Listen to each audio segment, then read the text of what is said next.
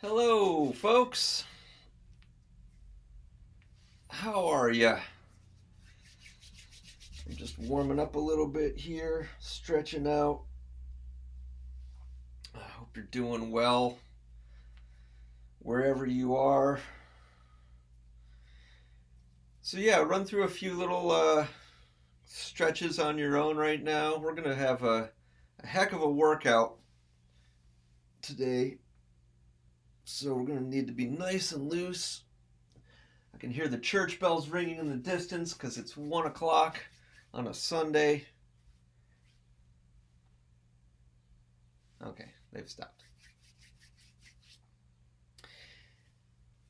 So yeah, just kind of crack all those knuckles and kind of rotate the fingers and get your muscles loose and work out any kinks in your arms and your hands and your fingers.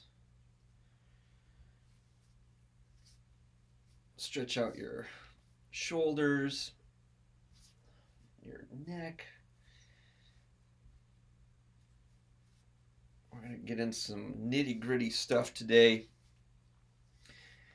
And it literally is going to feel like a workout. It's going to feel like, like a personal training session at the gym. So we need to be nice and loose, nice and stretched out.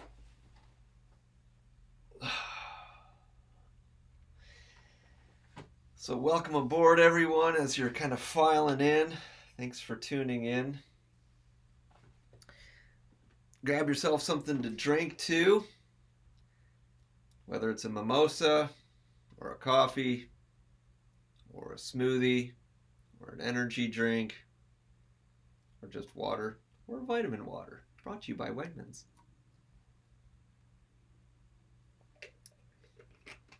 I'm missing out on a boatload of money by having that not be a part of my endorsement deal. If anybody works for Wegmans, give a brother a hookup.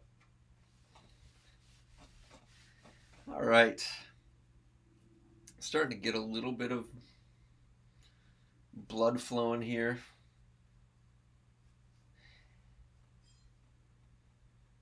All right.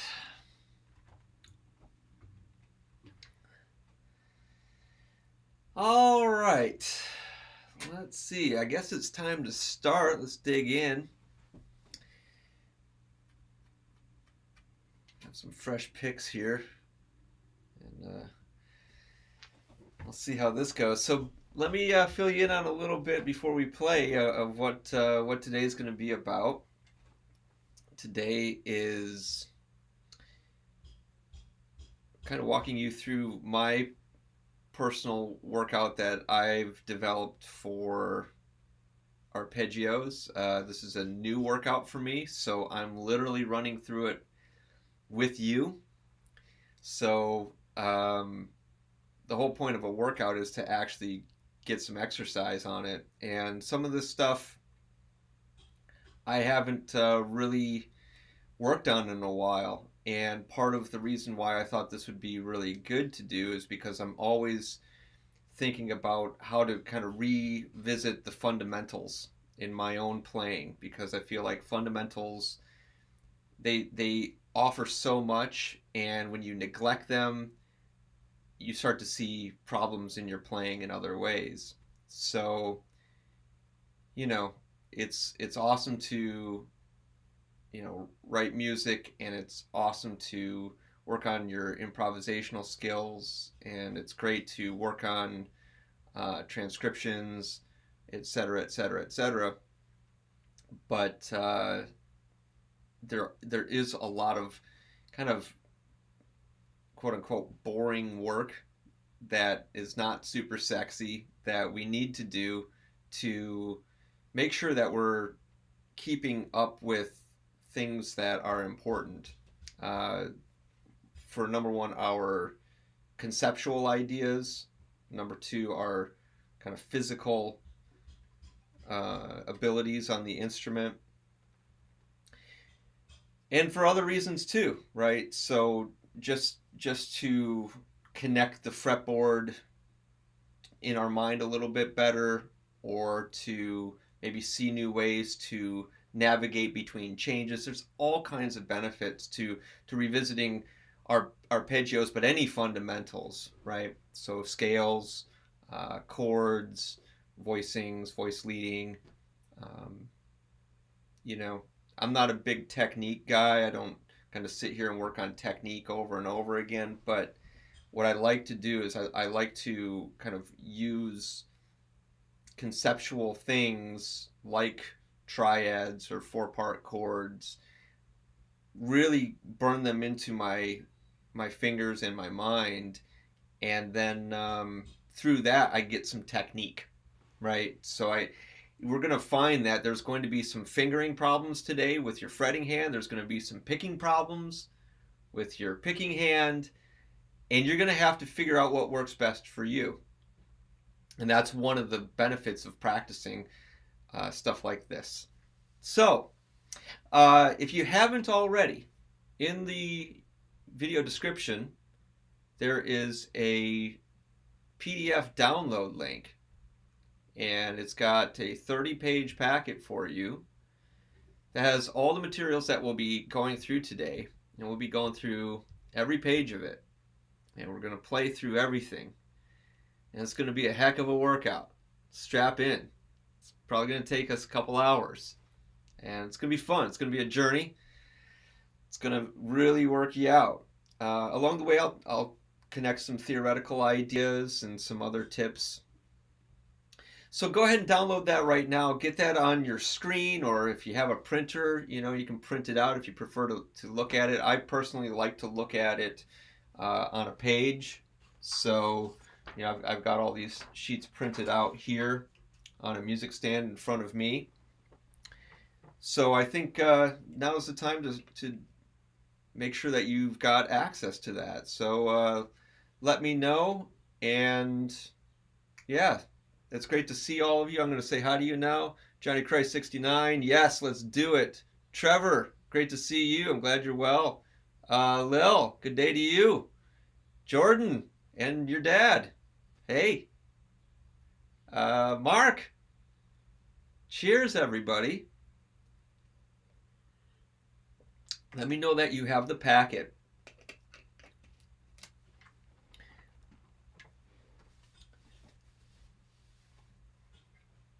So I put this together especially for this live stream.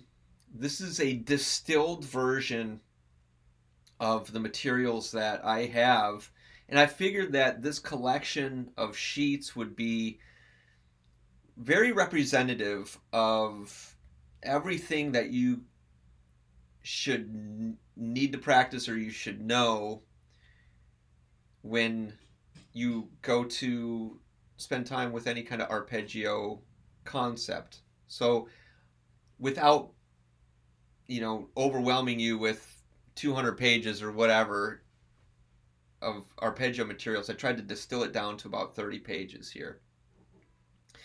So it covers everything, and I'm going to show you how we're going to attack all this today, how we'll tackle it, and how we're going to practice it. This isn't the only way to practice it. We're just doing it this way today. You might gain some insights as to how to practice these through this.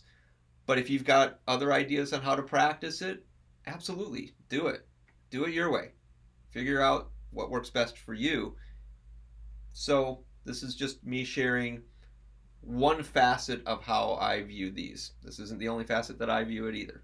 But this is a good way to kind of give yourself a systematic way of working through this stuff. Nate, good to see you, buddy. Thanks for tuning in. Hey, Andre. Hey, Aaron. So Trevor, if you're not seeing it, oh, you found it. Okay, cool. Oh yeah, the laptop. Okay, cool. So everybody's got your PDF, right? So if you're just tuning in, download that right now. Save it, because it's only for the live stream viewers. I appreciate you tuning in today. This is my gift to you. This is a free live stream.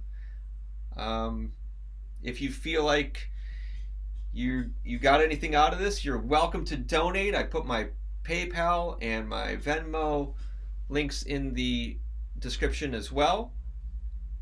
Those of you who've donated in the prior weeks, thank you so much. I really, really appreciate it. It's so many people have been contributing, and I really appreciate that. That's awesome. That's very cool. I feel like um, this stuff is kind of helping you along, and I appreciate that. And I also really appreciate you being here. I think this is a great way to connect with each other. I wish we could be in class physically together. I don't know when that's going to be, so this is going to have to do for the meantime. I'm glad technology is cooperating today.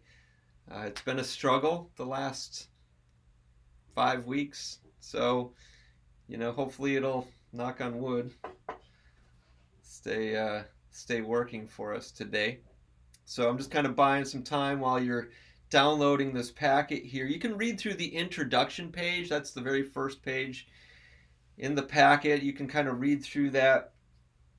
And I want to shout out to GHS Strings. Thank you for your support. And Barefoot Buttons, a great company that makes excellent add-ons to any foot pedal that you might have. Check out both of them. I use GHS Boomer 10s primarily.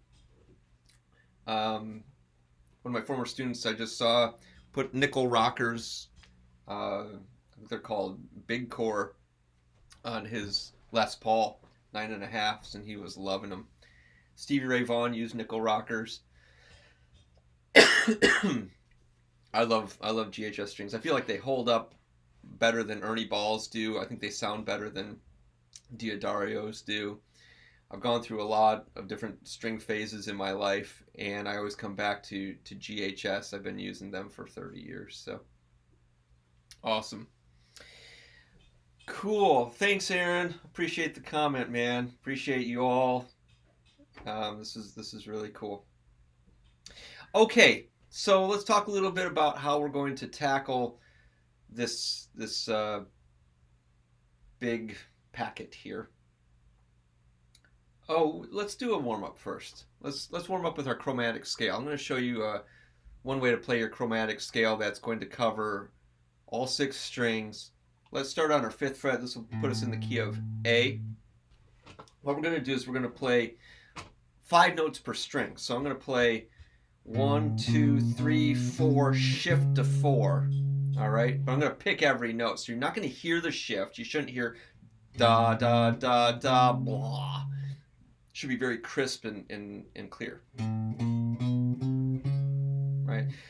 So you can't really hear that shift there. We're going to do that same thing on every single string, but when we get to our B string, we have to shift that up to our 6th fret because obviously the tuning of our instrument isn't in perfect fourths like it is on bass. Oh, man, we should have all played bass. Jordan, you were right in the instrument that you chose. So we're going to basically play 1, 2, 3, 4, 4, 1, 2, 3, 4, 4 on every single string starting on the 5th fret till we get to the B string, then it's 6th fret. And that's what it's going to look like on the way up. That's your chromatic scale from A to D. Now, descending, we're going to shift on the final finger again. Final finger, when we descend, of course, is 1. So it's going to be 4, 3, 2, 1, 1, or 3, 2, 1, 1, 4, 3, 2. Keep in mind that one little shift when we shift from our B string to our G string. So let's do it together with a metronome right now. All right, 1 and 2 and ready and play and.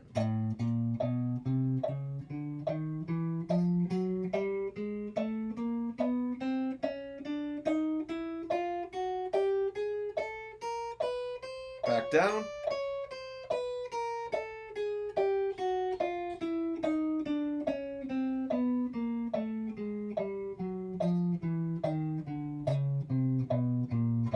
Okay, so that was our warm-up for kind of understanding where to go with it, but let's really warm up now physically by doing those as triplets, okay? Notice that I didn't repeat the highest note. When I hit that high note, I turn right back around, so it sounds like...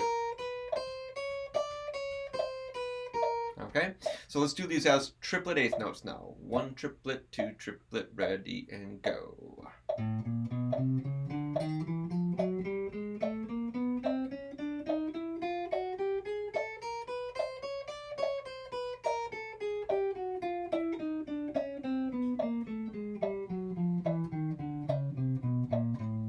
Cool, we don't really end on the beat there, so we could turn it back around and go up and down and up and down. Let's do it as 16th notes now. Same thing, same pattern. 1 E and a 2 E and a ready and a go.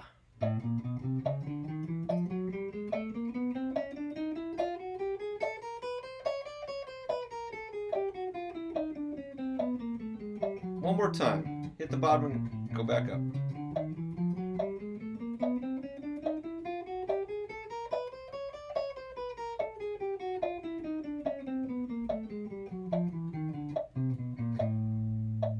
Cool, so there's your chromatic scale. You can also do that same idea starting on your, with the root on your A string. So if we wanted to play from our chromatic scale from A on the A string, it'd be on our 12th fret. Again, shift.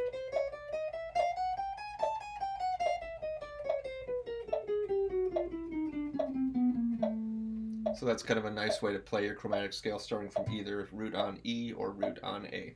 Let's try that. Root on A string, 12th fret, same pattern, 5 notes per string. 1 E and a 2 E and a ready and a go.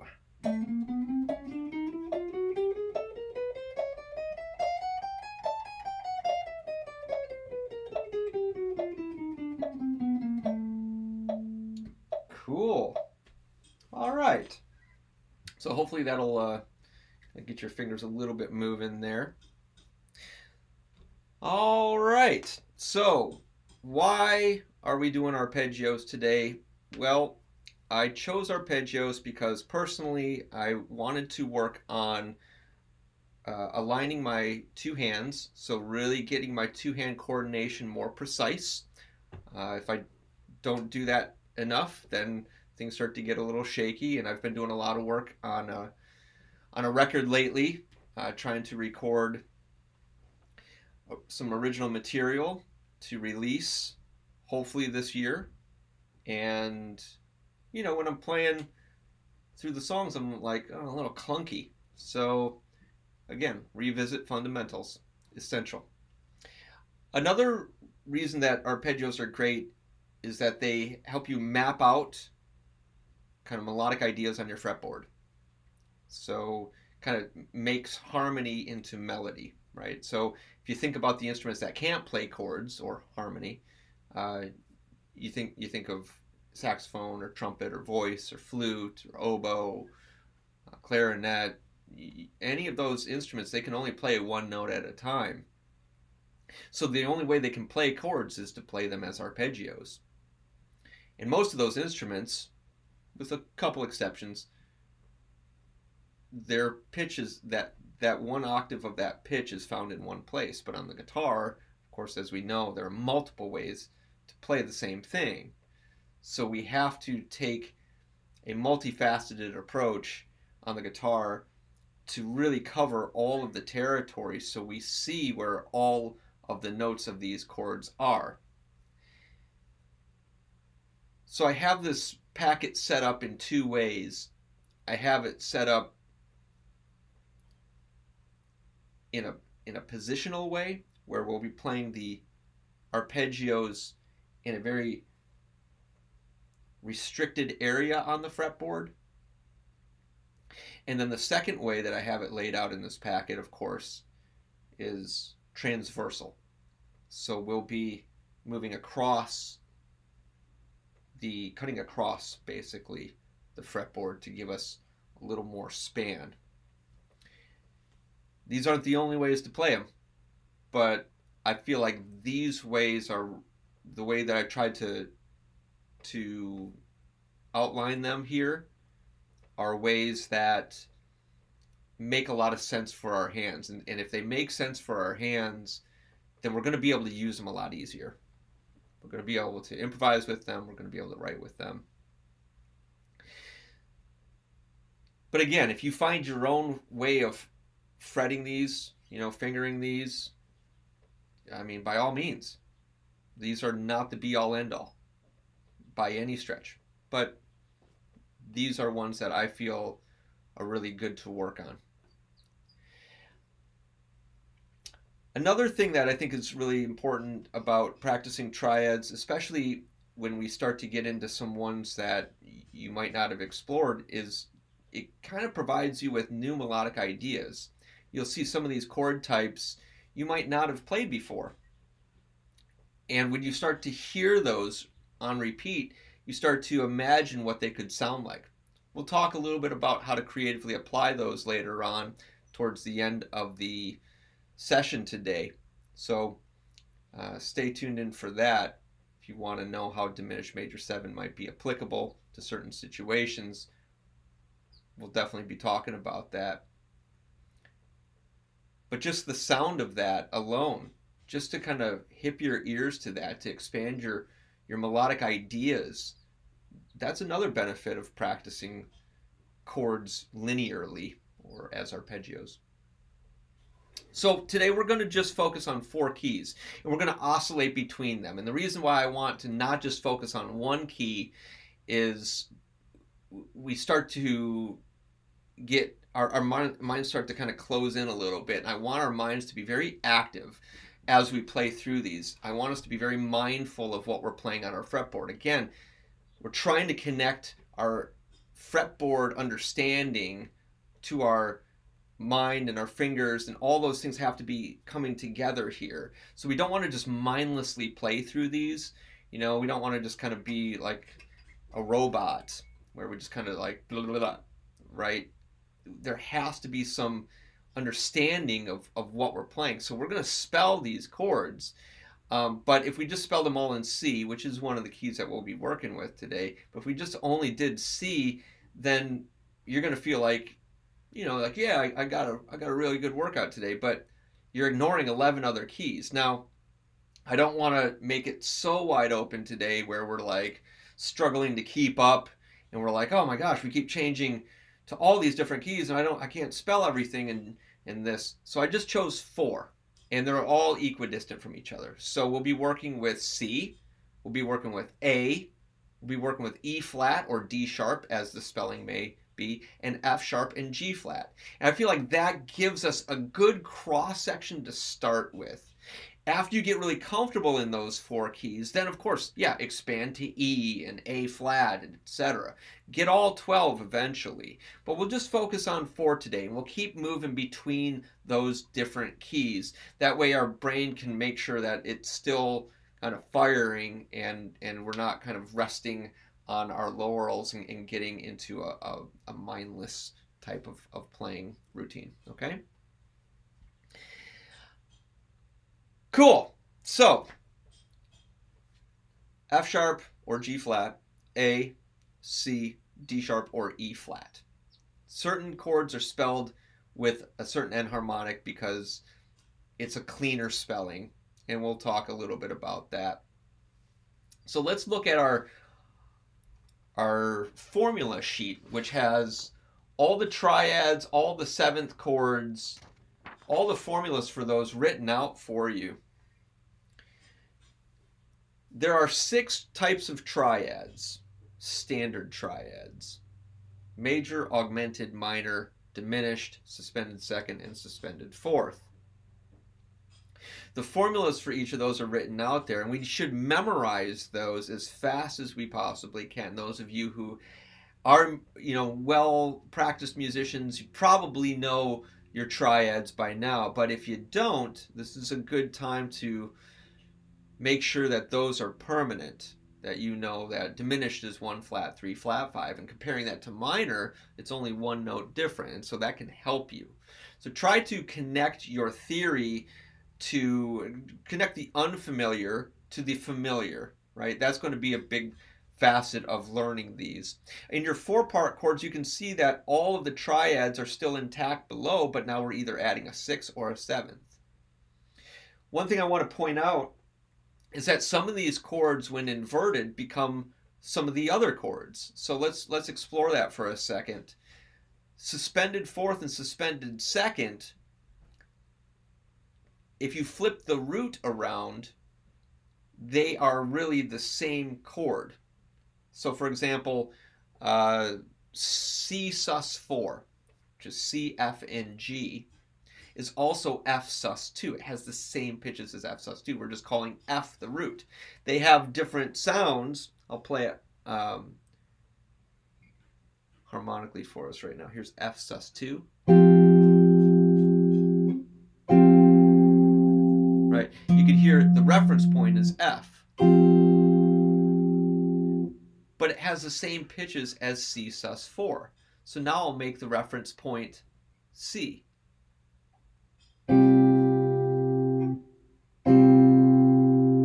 Same pitches, but now we're measuring it from C.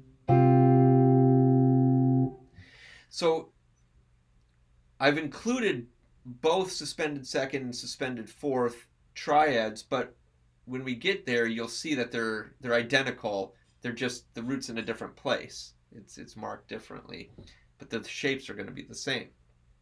Same is true with our 6th chords. So if you look down to the 4-part chords, major 6th and minor 7th are really the same thing.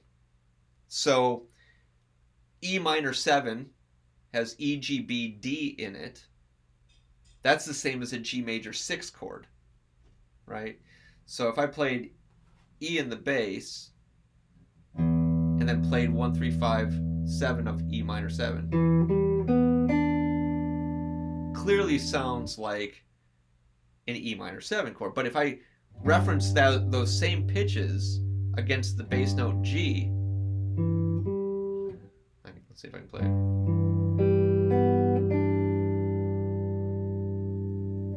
It sounds like a G major 6 sound.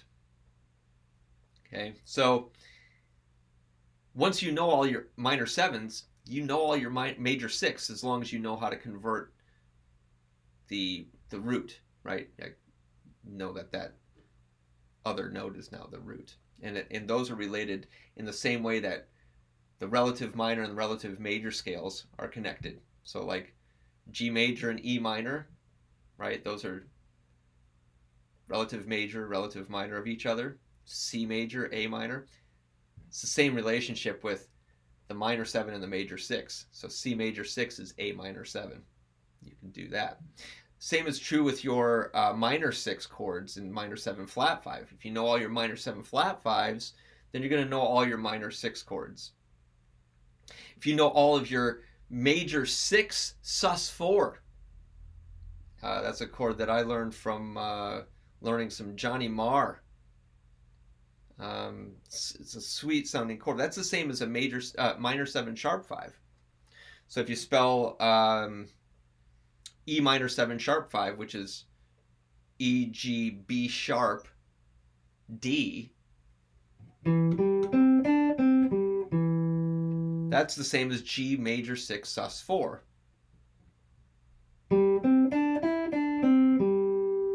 It's a great sound.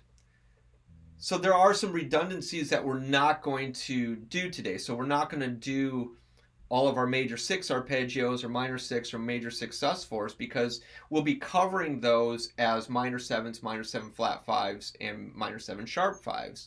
So just know that those conversions are happening in there, those kind of equivalencies or redundancies, so you can apply those in those ways later on. Cool. Azana, if you go to the YouTube description, hopefully you're on like a laptop, you can download it. There's a link there in the YouTube description to download the packet. So, should I put it in the comments? I wonder if that'll work. Boom. Is that going to work?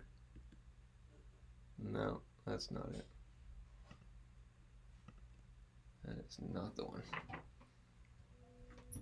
I'll try it one more time with something else here.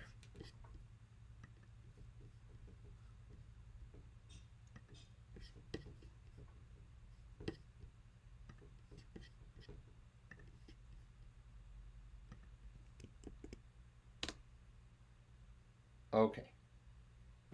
I just put it in the comments for you, for anyone tuning in. Okay.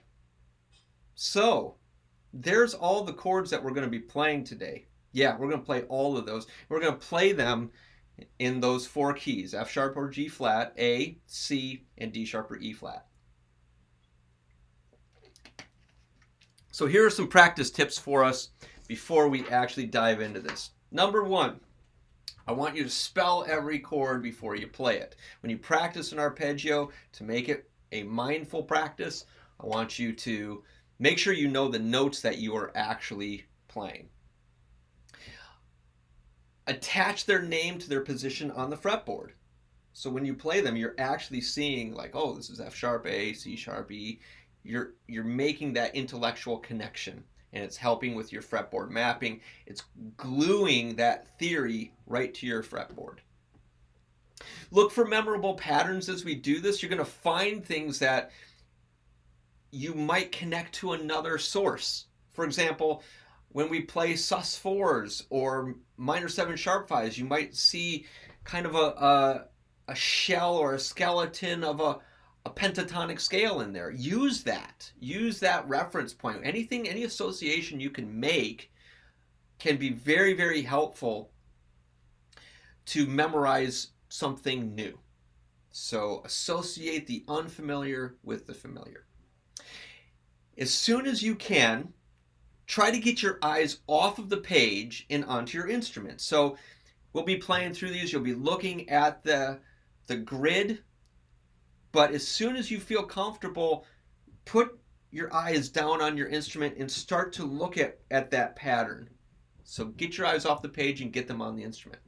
After you're able to do that comfortably, as soon as you're able, try to get your eyes off the instrument and get it into your mind. Just try to visualize it with your mind. Close your eyes or look somewhere else and see if you can get that internalized. So that's the steps, right? Those are the steps. Look at the page, look at your hands, and then don't look at either of those, okay? Some of these patterns might be easier than others. And then finally, try to make everything sound as musical and smooth as possible, right? So you might find like some notes are really staccato or broken off or clunky. I'm going to have those problems today too. We have to work through those. We have to make sure that everything that we play sounds really, really smooth and very musical, okay? Cool. The way we're going to practice these is I'm going to put on a metronome. It's going to be at 72 BPM. Usually I practice these at 90. I didn't know kind of how far down to take that because there are going to be some people here who have never done arpeggios before, and there's going to be people here who fly through arpeggios. Some of these chords are going to be new for everybody, though. I guarantee that you haven't practiced these shapes or these chords before. So I wanted to kind of take it easy in some ways. So if it's easy for you, great, use it as a review, but I guarantee you're going to be challenged at some point today. It's going to happen. We're going to use that metronome and we're going to play it, play every arpeggio. We're going to play it first 4 times up and down with eighth notes, and then we're going to play it right into the next rhythmic subdivision of triplet eighth notes. So we're going to repeat that 3 times, and then we're going to move smoothly into the next subdivision, 16th notes, and play that 4 times. So it's going to go 4, 3, 4. Every single arpeggio we play, it's going to be like that. Eighth notes, triplets, 16th notes, 4 times on eighths, 3 times on triplet eighths, 4 times 16th notes. No stopping between them. Okay? So that's how we're going to do that. We're going to move to the next rhythm without pausing. Let's dig in. First up, we have our 2-octave triad arpeggios. In the comments, you can... let me look at your comments really quick. Let's see. I haven't done a scale workout yet, and I'm kind of thinking about how best to tackle that, because there's a heck of a lot of notes, a lot more notes and scales than there are in arpeggios. So yeah, I'm toying with that idea of doing a scale workout. It might have to be in different sections. It might have to be something that's like, we focus on major, and then we focus on melodic minor in another episode, and then harmonic minor, and then harmonic major, or whatever, or symmetrical scales, or whatever, right? So I haven't quite figured that out yet, but if you have any suggestions, please put them in the comments. I'll be asking you which of the 4 keys you would like to do these in at certain times today for you to participate, everyone. So Neil, welcome aboard, buddy, and I'm glad that you were able to tune in today. I hope things are going well in India. So let's start with, you tell me which, so tell me which key you want to play our major triad arpeggios. It's going to be either A, C, E flat, or G flat. All right. So those are going to be our 4 key options. In the comments, put which you would prefer to start with, and then I'll talk a little bit about these grids here. So the grids are basically set up where the hollow note is your root, and I've written in every single degree of how it's functioning. So you can see that the root is the hollow circle. It has an R in it. The next note is the major third, and then the next note is the perfect fifth. So you can actually see the chord tones, again, to connect the theory to your fretboard, and that's what we want to do. And every one of these are labeled. So every single arpeggio in this packet shows you which note is which. So I want you to pay attention to that.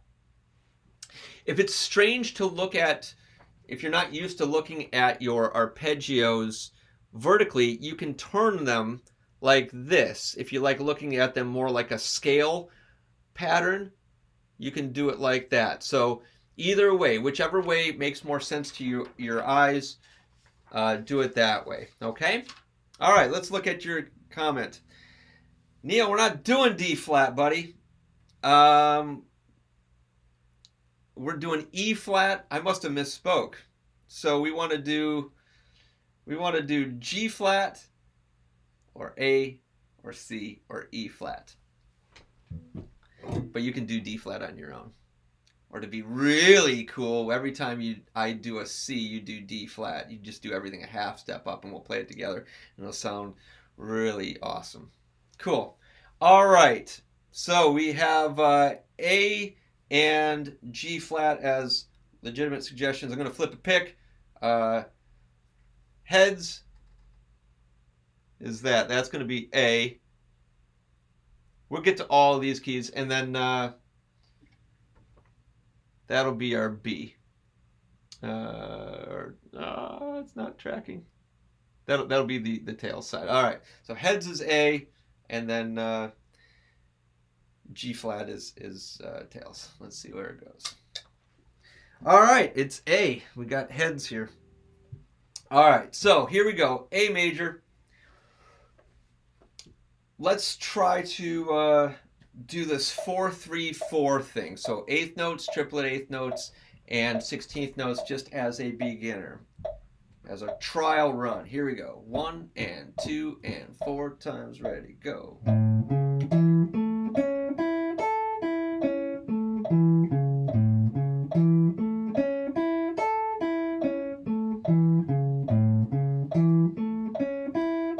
Last time.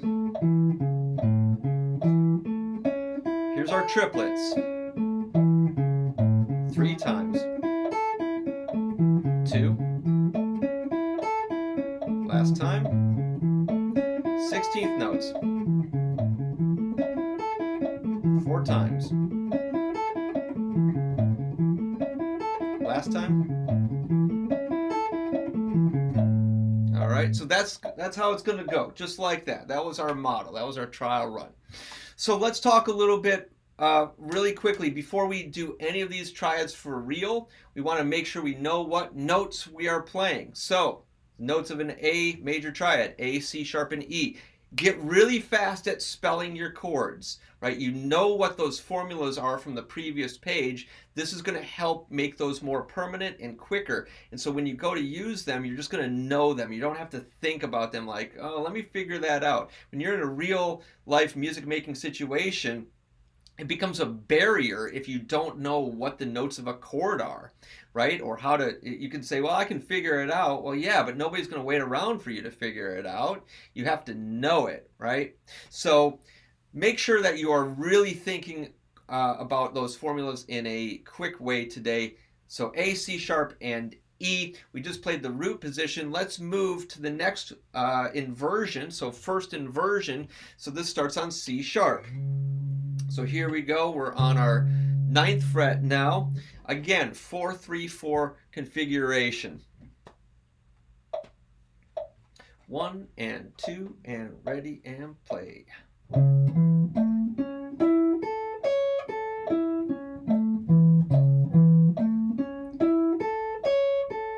Try to get your eyes off the page and onto your fretboard, and then off the fretboard and into your mind. So our last time, triplets.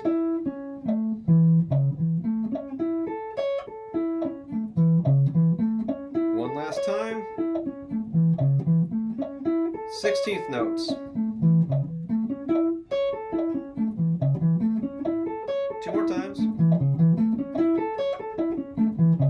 Last time. I'm not going to talk about fingerings too much today. You're going to have to figure those out. I'm not going to talk about picking. There's many ways to finger these. There's many ways to pick them. It's just the possibilities are too vast. So we can't really go down that road. But you're going to find that maybe when you play something slowly, that it works with one fingering. But as you speed it up, that fingering doesn't work. So you're going to have to retool it. So keep in mind that this is a process of discovery, that you're probably going to need to spend some time with each one of these patterns in order to really figure out what works best for your hand when playing these shapes, okay? I'll give a couple pointers here and there. If you have any questions along the way, feel free to comment and so I can help you out. But mainly it's about trying to figure out what works best for you. We're on to second inversion now. The 5th is in the bass, so that is an E. That's on our 12th fret. 8th notes, 2 and ready and play. And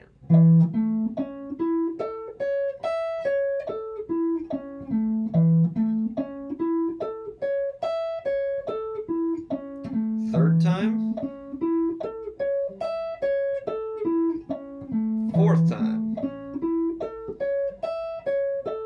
Triplets.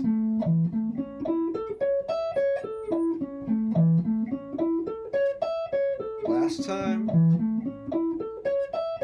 16th notes.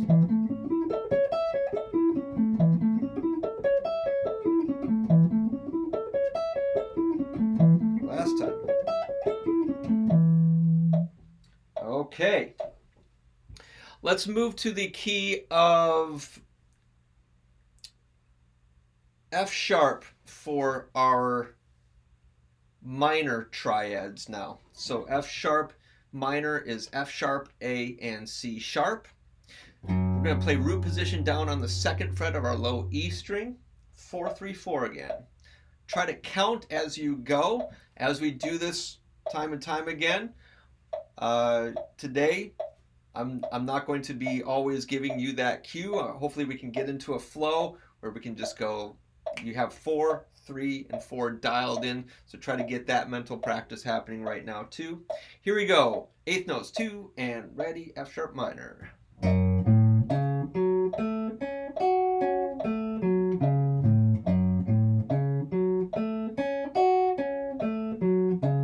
Third time.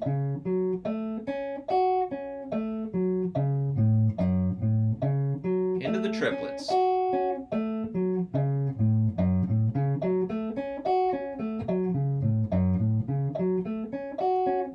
Last time. 16th notes.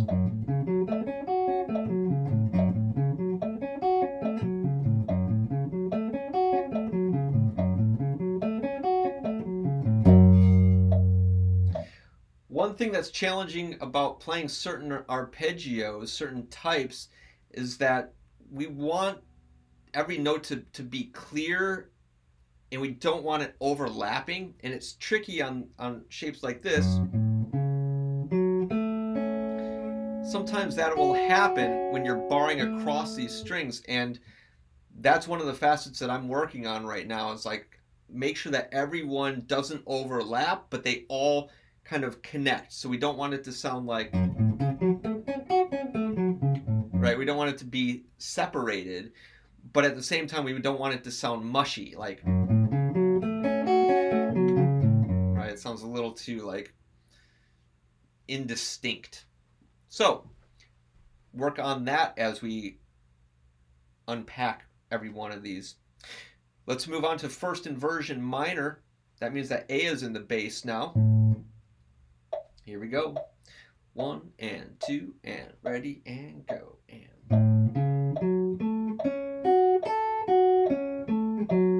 2, 3, 4, 1, 2, 3, 1, 2, 3, 4.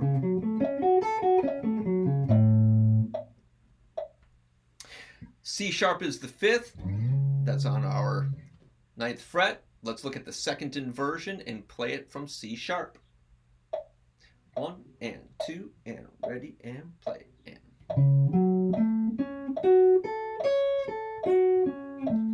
2, 3,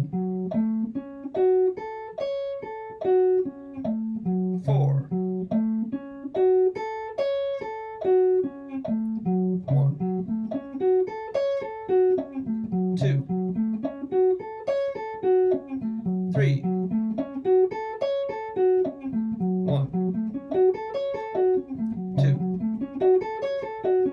3, 4.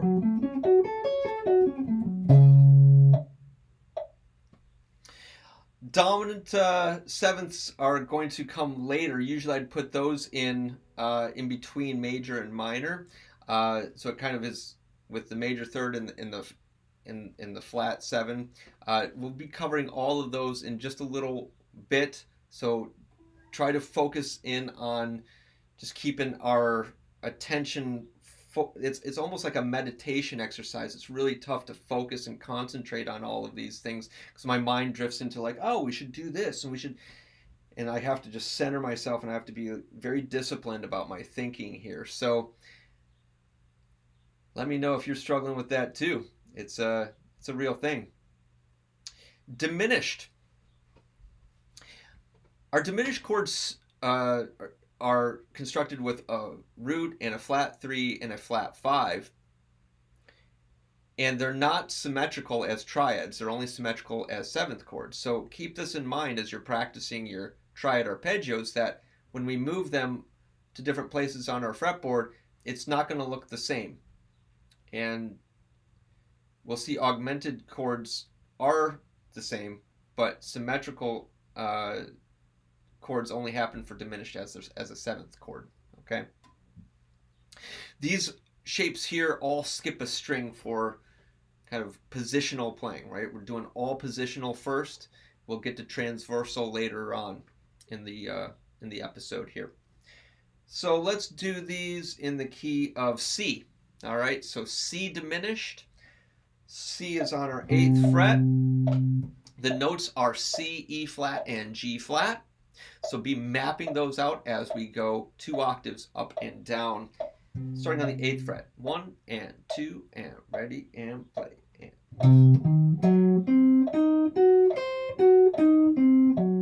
2, 3. Last time. Triplets.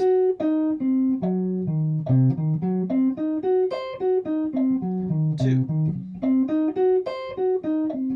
3, 16th notes,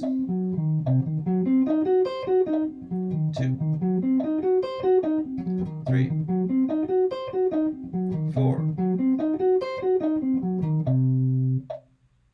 We're going to stay right there.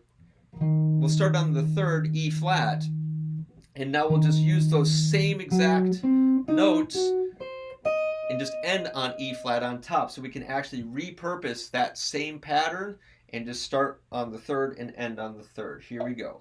2 and ready and play and.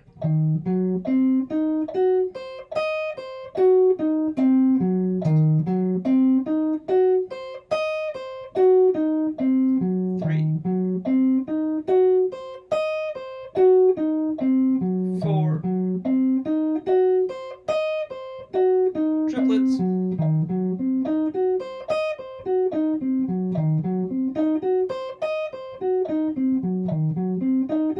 16th notes,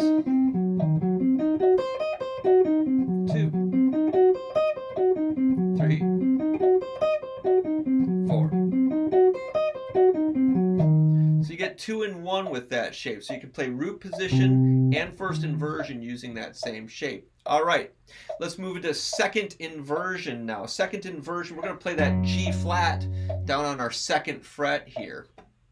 All right, here we go. 1 and 2 and ready and play. 2,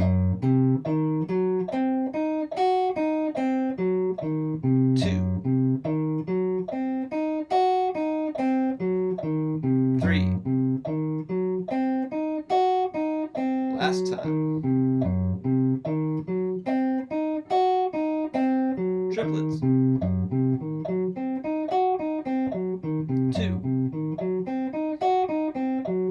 3, 1, 2, 3, 4. Cool. You might be already seeing some possibilities for these things. That's a great thing, man. If you can kind of keep it going with your kind of connecting it to other kind of creative things, that's the whole point of this. All right, let's look at our augmented Triad arpeggios here, 2 octaves. These are, you could play each one of these identical to each other, but what I wanted to do is I wanted to present 3 different ways of fingering them. They're all legitimate ways of playing them, depending on where you are on your fretboard or how it kind of lays out in the melody that you're playing. It might, one configuration might work better than another, so it's good to have multiple ways to do the same thing. That's the whole conundrum with guitar, right? Okay, so let's do E flat, because we haven't done that key yet. E flat augmented has E flat, G, and B as the chord tones there. So let's start with the root on our 11th fret. Here we go. 1 and 2 and ready and go. And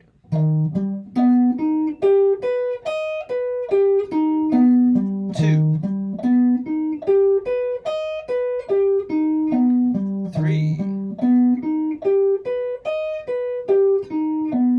4, triplets, 1, 2, 3, 16th notes, 2, 3, 4.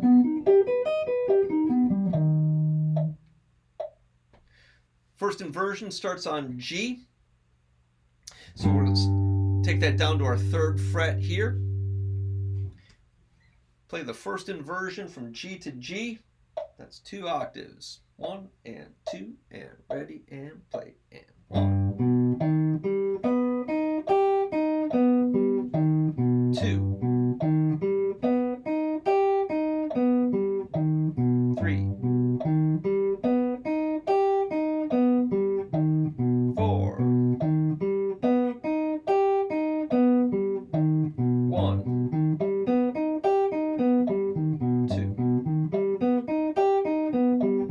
3, 1, 2, 3, 4. The final shape starts on B. Let's give that a shot with eighth notes. 2 and ready and play. And 1, 2, 3,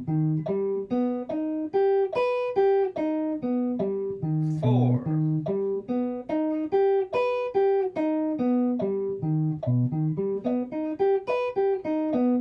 2, 3, 1, 2, 3, 4. So those are the 4 basic triads. You should practice those in those keys until they get really, really cemented into your fingers and your mind, and then change the keys up. So let's move on to the non-traditional or non-standardly found, I don't know, suspended triads. These aren't often included in the triad conversation. I feel like they should be. They sound great. They feel great. They're very applicable. So we're going to do them. Like I said earlier, suspended second, suspended fourth are really the same thing. Look for the root position of suspended second. That's the same one as first inversion suspended fourth. They're identical, but notice that the roots are in different positions. Same thing with first inversion suspended second and second inversion suspended fourth. Second inversion suspended second, root position suspended fourth. Those are identical patterns. So once you know one and you know where that shift of the root is, then you know them all. So we're just going to do suspended fourth for right now, all right? Because it's going to apply to our other seventh chords that are coming up here in a moment. So suspended fourth, we're back to the key of A. Let's do A for these. So let me look at your comments, make sure I'm not missing any questions. Cool. Max, thanks for tuning in. Yes. Yeah, Trevor with the kind of mental focus. It's a great discipline. This type of practicing is a great discipline. We're going to be here for a while. We're going to be here for a while today. I think this might kind of go into like a 3-hour range. We'll see how long you can hang in there. You know, this is a power workout. This is like endurance training for guitar. We're doing marathon training on our fretboard. All right, suspended fourth, key of A. The notes are A, D, and E. All right, 1, 4, and 5. Here we go. Eighth notes, root position. 1 and 2 and ready and play and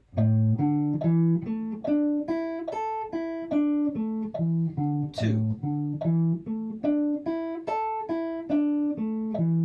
3,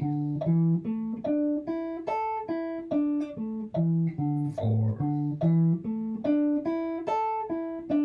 triplets, 2, 3, 1, 2, 3, 4. All right, the fourth is in first inversion. The fourth is D. That's on our 10th fret. So we'll start from the 4th degree up 2 octaves. Here we go. 1 and 2 and ready and play and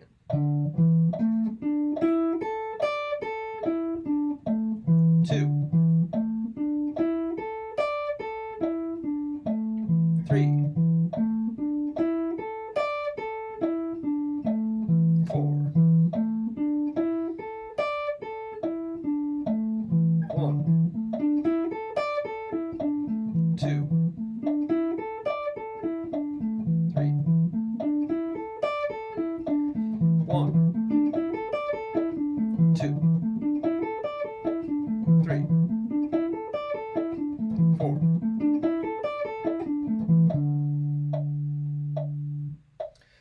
We're going to start from the 5th now, 12th fret.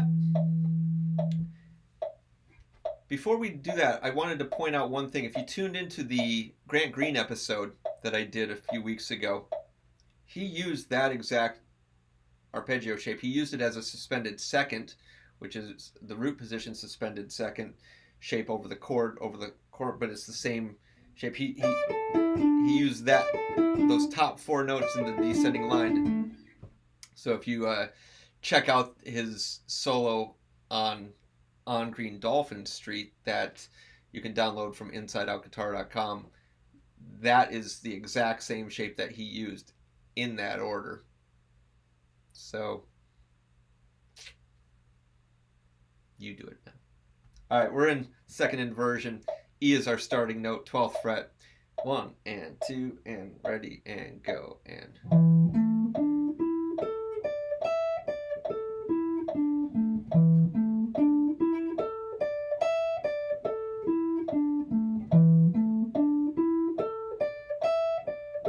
Last time.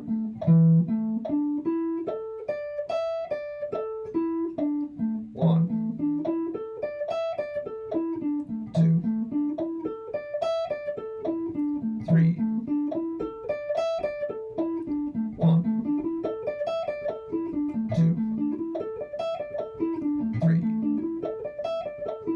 4. That was really tricky across those bottom 3 strings.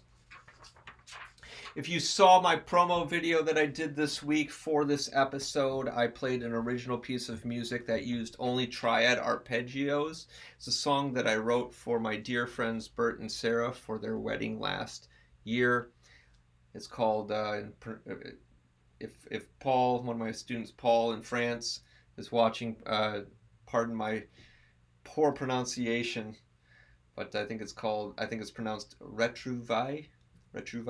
And basically I think it's I didn't write it for pandemic times, but it doesn't have a direct translation, but the meaning of this word means the joy of seeing someone after not seeing them for a long time. And so that's what this song is called. I named it that back in 2019. And how appropriate now. I would love to see all my friends and family. I miss you all.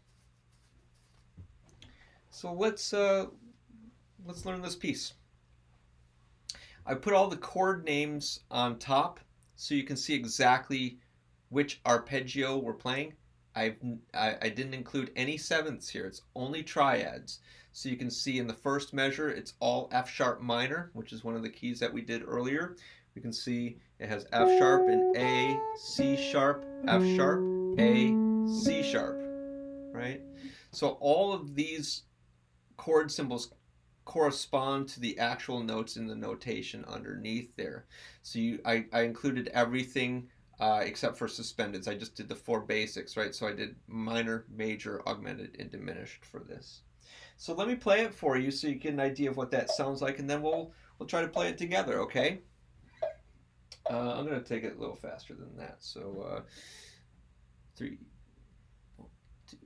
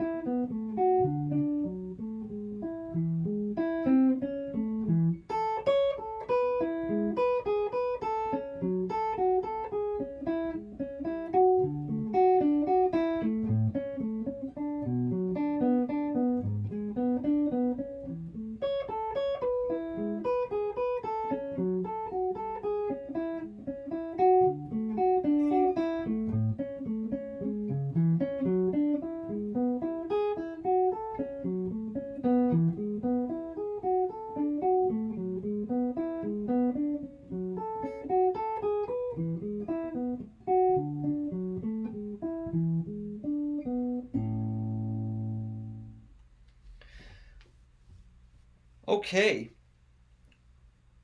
so F sharp minor, first measure.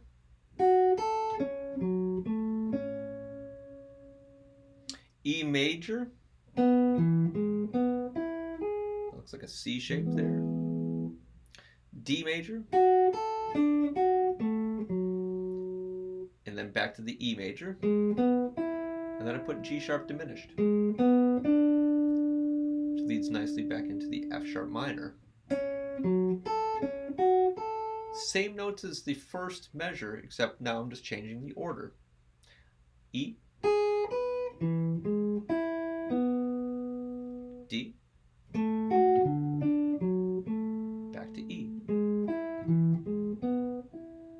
So you see that I'm kind of keeping it pretty local here in the fourth position. So let's see if we can play those first 8 measures very slowly.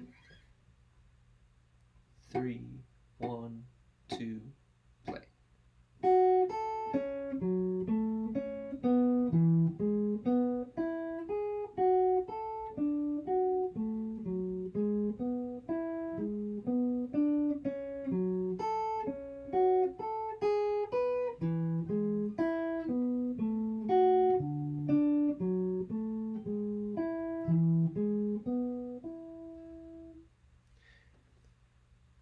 If you're not great at sight reading, that's okay.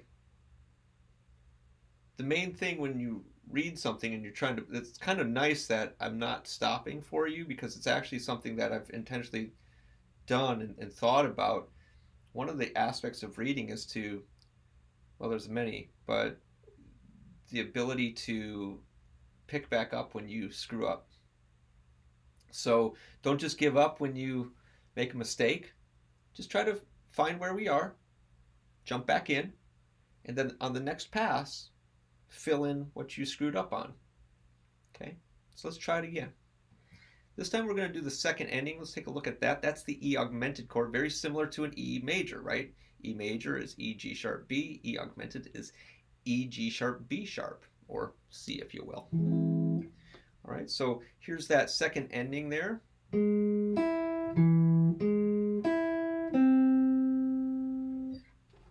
On its own, it sounds kind of strange, but in measure 10, F sharp minor, that tonality that was in that first part, is now in the tonality of A major, so it resolves nicely to the,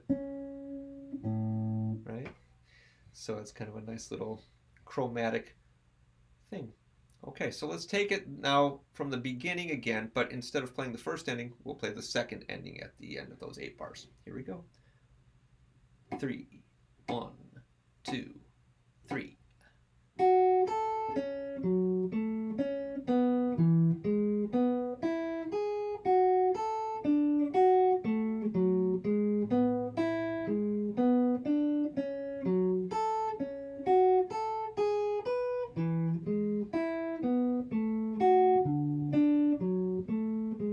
Second ending. Okay. All right, so we're in the B section now. This is measure 10. It starts on an A triad. Kind of, I botched that the first time through. I apologize. Next chord is E. Kind of making a little motif on the top there. F sharp minor again. Probably recognize the E and the F sharp minor shapes. Now we have a C sharp minor.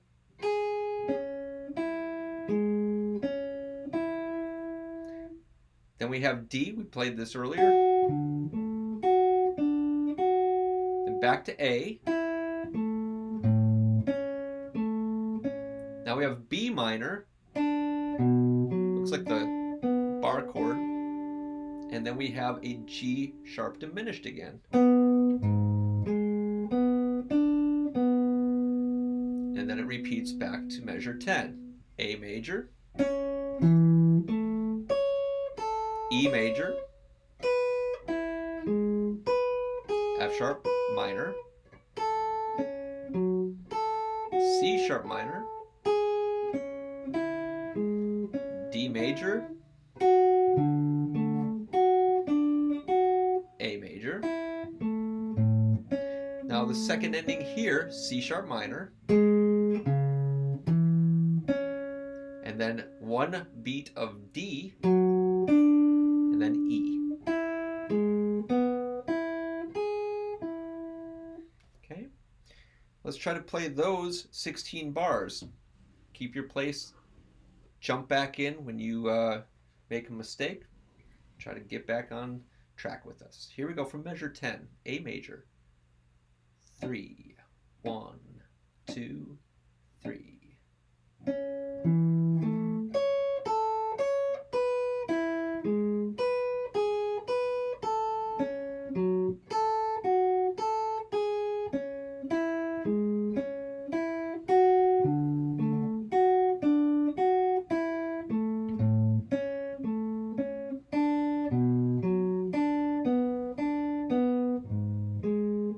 Repeat.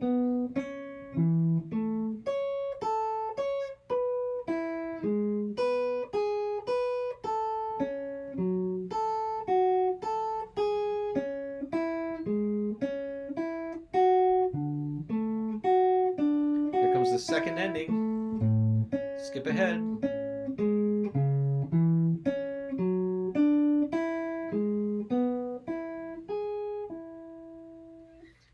The last 8 bars are identical to the first 8 bars. It just ends a little bit differently. So let's take it from 20 again. You're going to recognize all this stuff. We'll just play through it slowly. 3, 1, 2, 3.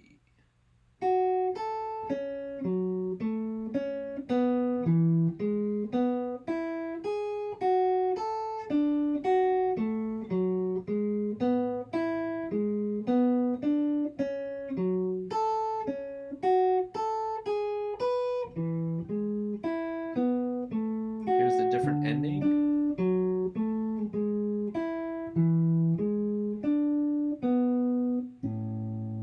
We finally have 2 notes at once. What's beautiful about this is you can hear the chord progression happening, yet we never play any chords. We're only playing arpeggios, right? Sounds very classical, sounds very, pachelbel. But yeah, it was for a wedding, and it's for my friends, my good friends. All right, let's see if we can actually play it together all the way through. What we're going to do is we're going to play that A section twice, and then we'll play the B section twice, just as written, and then we'll do the ending together. This is set up so you can actually loop it over and over. So you could practice A on a loop, do as many times as you felt you wanted to, and then do B as many times, and then you could go back to A as many times and B. You could literally make a 20-minute version of this song if you wanted to.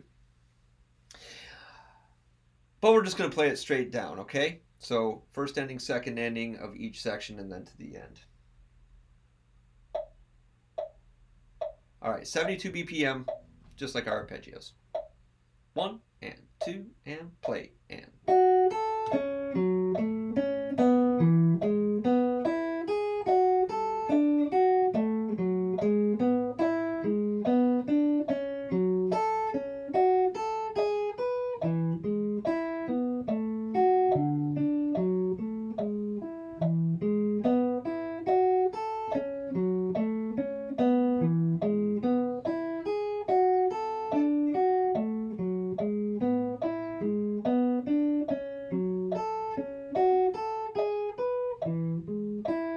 Second ending.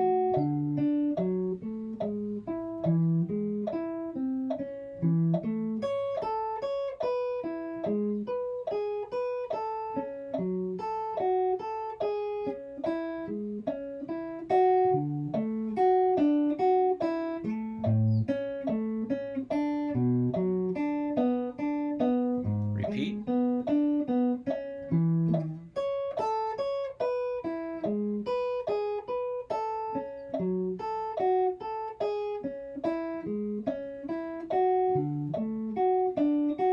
Second ending.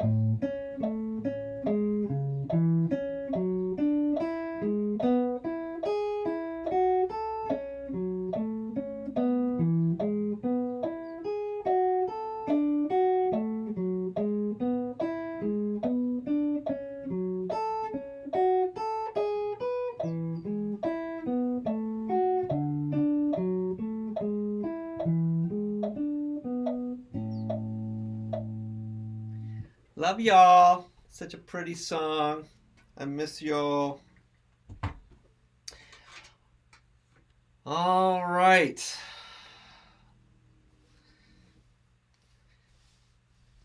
Joke time. Let's tell a joke. Lighten the mood a little bit after that deeply sentimental piece.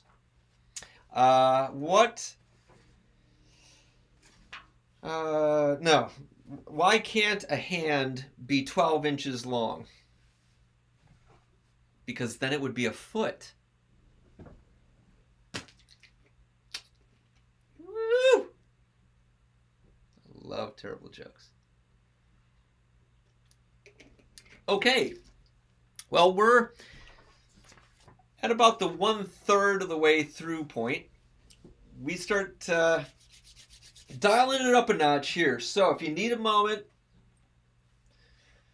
clear your brain out, get some oxygen, stand up, jump around, stretch your arms out, pound your chest a little bit, because this is going to get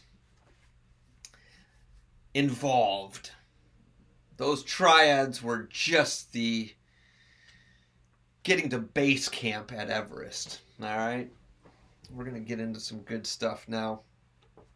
Go fill up your water glasses. Actually, let's take an intermission. I need to fill up on water. So let's take 1 minute. Just refresh your brain. You're gonna need it. Trust me. This is going to get very, very involved. You're going to be seeing cross-eyed if you don't take a break now. So, intermission. Here we go.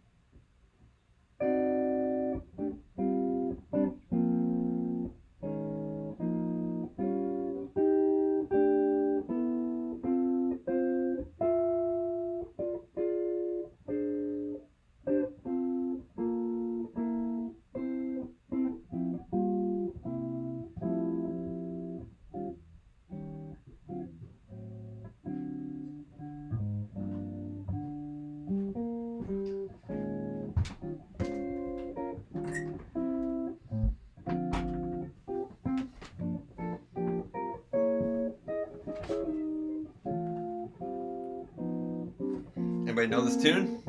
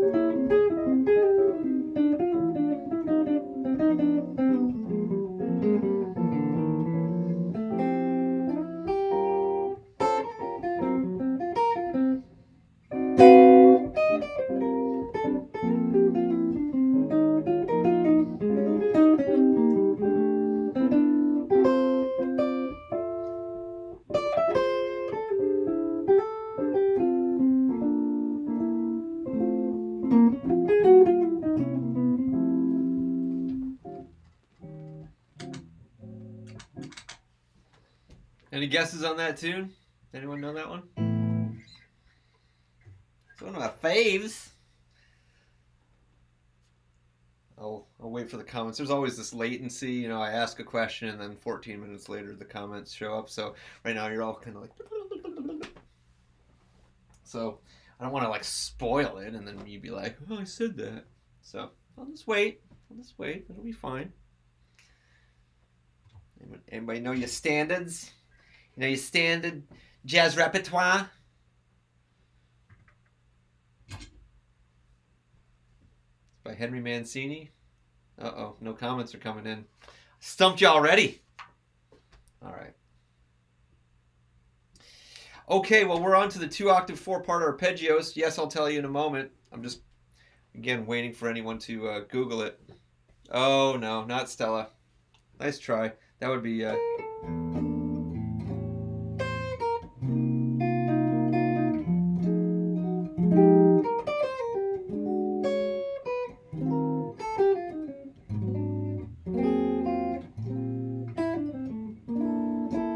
We will do some Stella later, though. Good foreshadowing there. It was Days of Wine and Roses.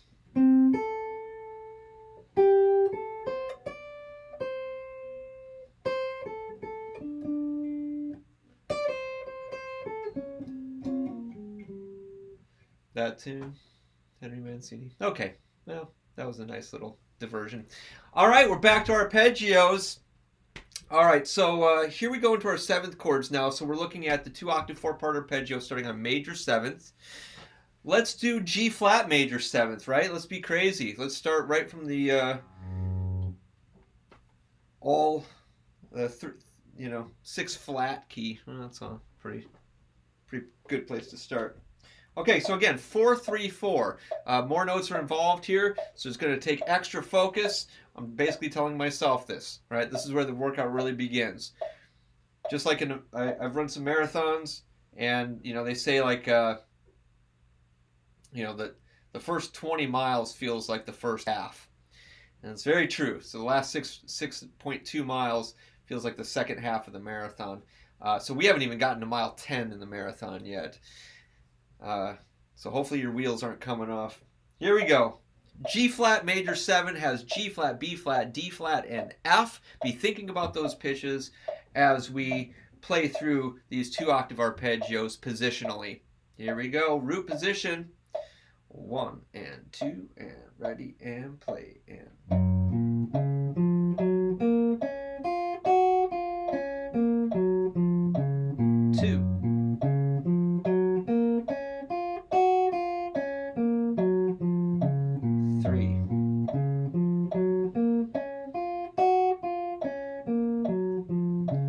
Last time.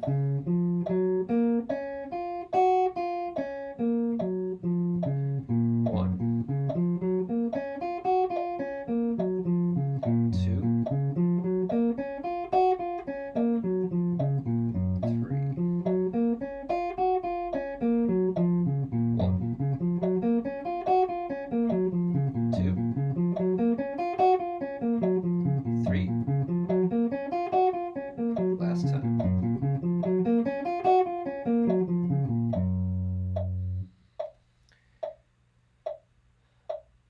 Yeah, good guess, Mark. Yeah, nice ears on that. Days of Wine and Roses, very nice.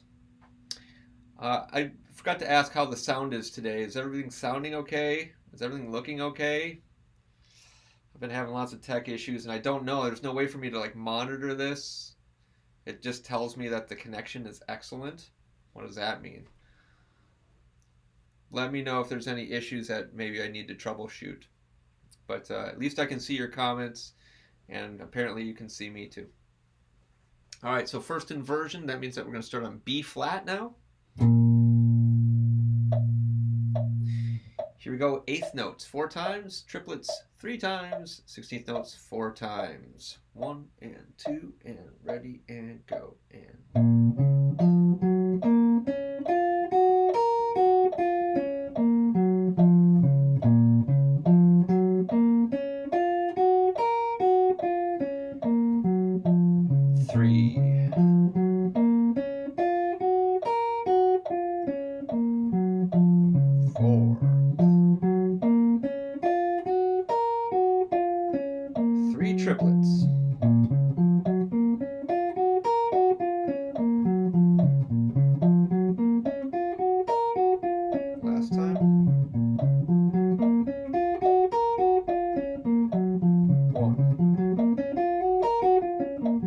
My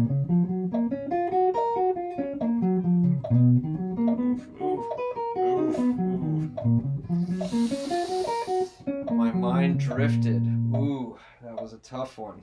That's gonna happen. It's gonna happen. All right, we got to move up to second inversion. That's D flat in the bass now. Here we go, eighth notes. 2 and ready and go. And oh, D flat. Sorry, man. My focus is already starting to lose it. Ready, go.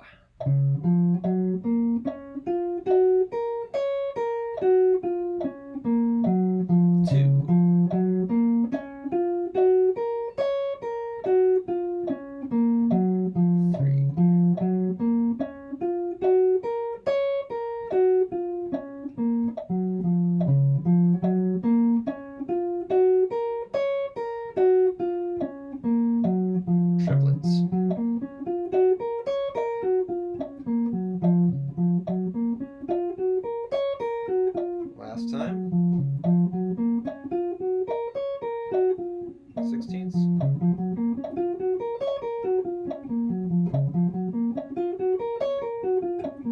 3, 4. All right, I recovered.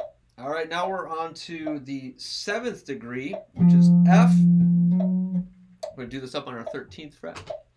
1 and 2 and should we do it on our 13th fret? You can do it on your 1st fret also. You can also, if you're like on an acoustic guitar and that's like way too up here in the cutaway, or you just kind of run out of room up there, you feel free to take it down to 1st position here. I'll do that too. I'll put it down here. 1 and 2 and ready and play and.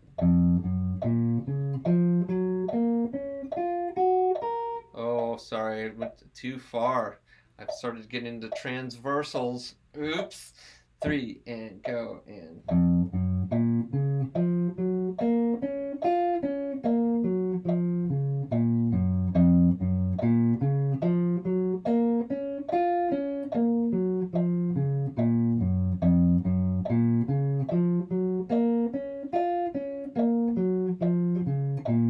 Last time.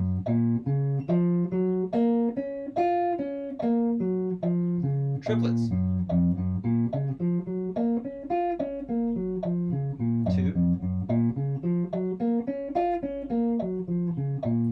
3,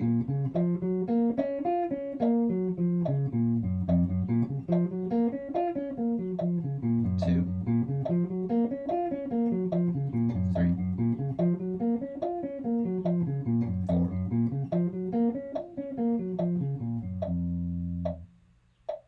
Okay.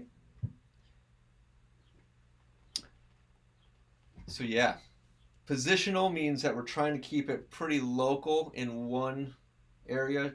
Transversal, which is what you're going to see some of these things kind of play out more in a kind of cross-sectional way when we get to those in a little while. Dominant 7ths. Let's move up to the key of A. The notes of A dominant 7th are A, C sharp, E, and G. A is on your 5th fret. Let's see if we can play it 2 octaves from the root position shape on your page. 1 and 2 and ready and play and.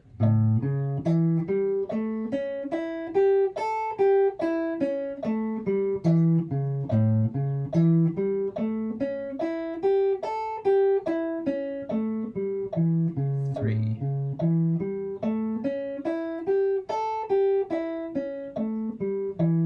4.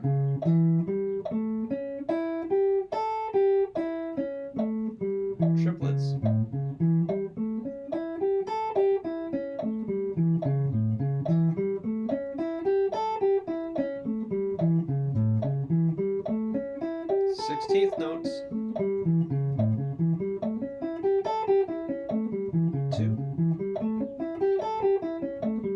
3, 4.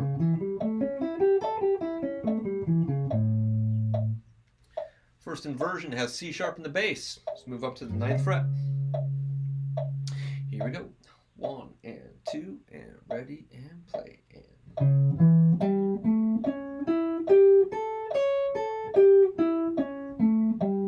2.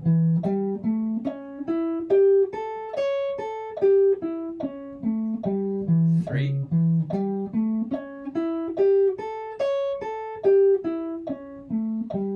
4.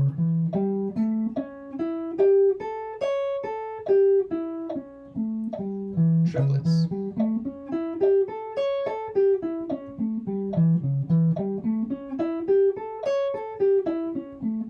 3.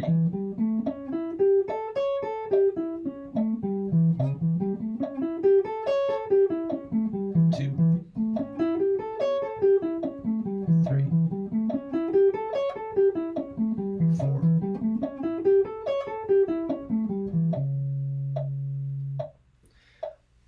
Right, the second inversion from the fifth, that's E. 1 and 2 and ready and play. And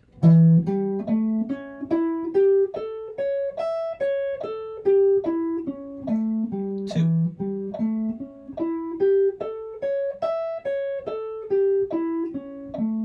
3.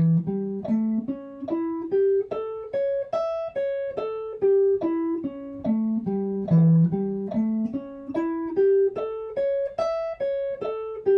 Triplets. 2.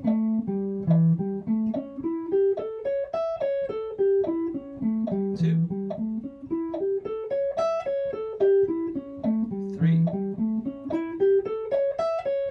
16ths. 2. 3. 4. Move down to our third fret for the seventh note of A7. That's G. Okay, that's where we'll be starting third inversion. 2 octaves up and down. 1 and 2 and ready and play.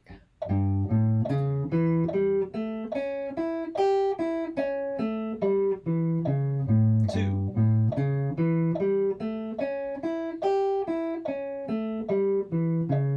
3.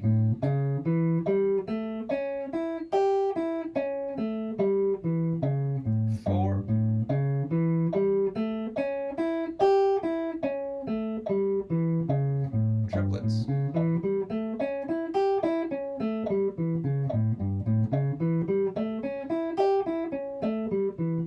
3. 16ths. 2. 3. 4. All right, we're on to C minor seventh now. No, sorry, C sus4. C7 sus4. I forgot that this is in a different order than I usually teach them in. Oh, you're so... I customized everything for you today. Cool. All right, so C7 sus4. You're going to recognize this because we did the dominant 7... we did the triad sus4 earlier. Now we're just adding a flat 7 to it. So in the key of C, the notes now are C, F, G, B flat. All right, we're going to start on our 8th fret, and that's going to be 2 octaves. 1 and 2 and ready and go.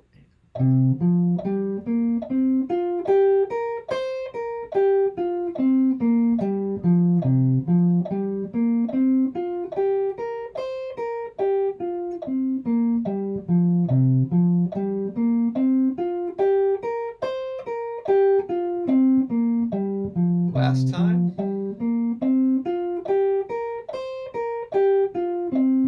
Triplets.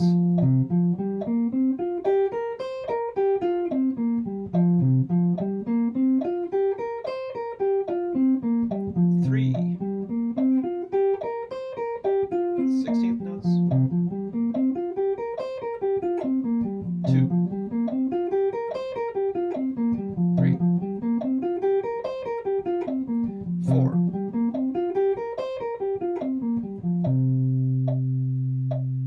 Do you see the connection there between the root position triad that we played earlier? Cool. All right, Aaron, welcome aboard, buddy. Hope you're enjoying it. I hope you got the packet that we are going through. It's in the for all those who are just joining. It's in the YouTube description, the video description, I should say. So link down there. I also put it in the comments earlier, so you can scroll through. Hopefully that link worked. All right, so now we've got to start first inversion. That's from the fourth. That's F. Let's see if we can play that one octave up and down here. That's I'm going to play that on my 13th fret. I recommend that you do too. Here we go. 1 and 2 and ready and play.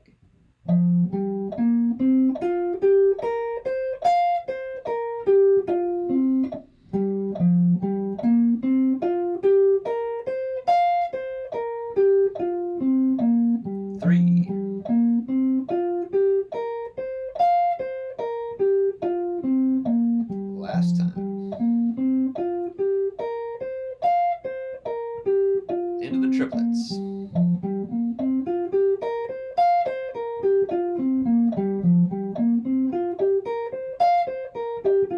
Last time.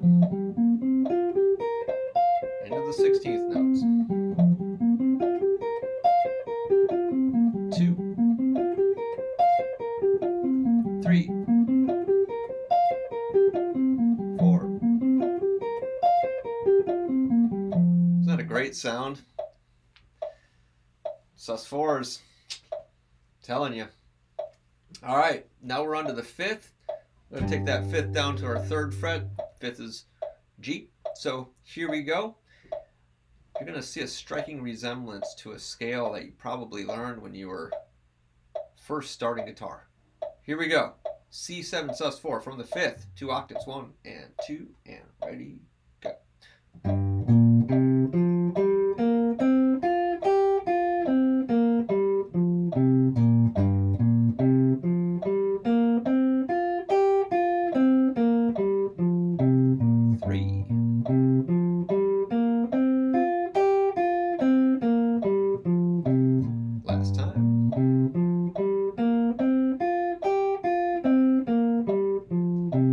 Triplets.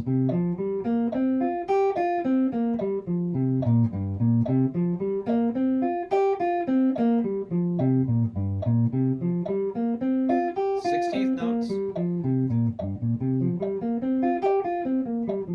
2.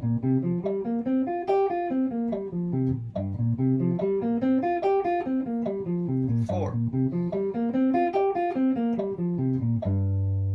It's tough to talk and play at the same time. I find like that's like an extra level of challenge for me on this. All right, here we go. Flat 7. That's B flat. That brings us up to our 3rd inversion. Anybody recognize that shape? Looks like a G minor pentatonic scale without the 5th, right? Without the D in there. So, yeah, all of these have a pentatonic equality to them. It's like 4 notes extracted from your pentatonic scales. You'll see the similarity to this one too.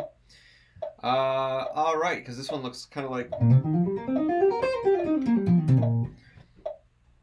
we're just pulling out the E flat, or it could again be the B flat major pentatonic here, where we're just pulling out the D. All right, enough banter. Let's play this thing. Flat 7, 3rd inversion. B flat is our starting note, 6th fret. 1 and 2 and ready, 2 octaves, go.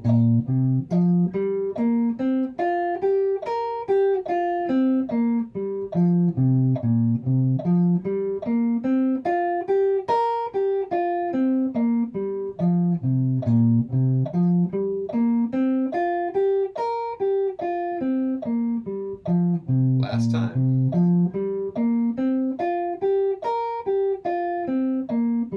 Triplets. 2, 3, 16th notes. 2, 3, 4. a great sound. Oh, it sounds so good. Okay, down to 7 sharp 5. Getting into some more exotic sounds now. Not Joe Exotic. We will not get into his sounds. So we just did that in the key of C. Let's do E flat 7 sharp 5. All right, here we go. Oh, the notes are E flat, G, B, and D flat. Okay, so be mapping those out as we play these. 1 and 2 and ready and play.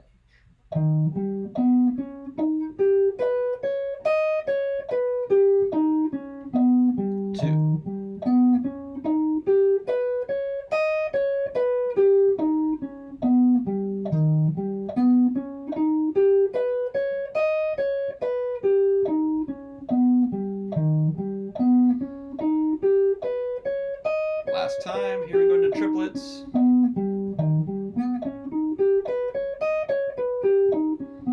2, 3,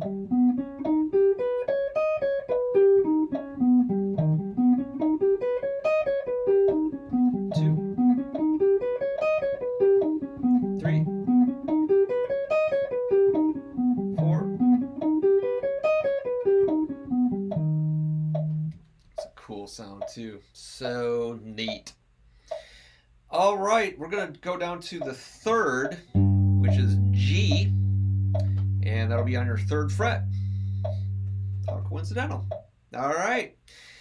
Here's where this pattern starts to get a little bit kind of like, there's some cool symmetry to it. There's like a mirror image on top here. I really like it. Okay, here we go. 1 and 2 and ready and play.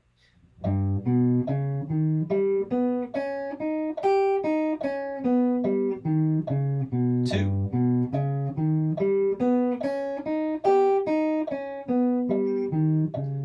3,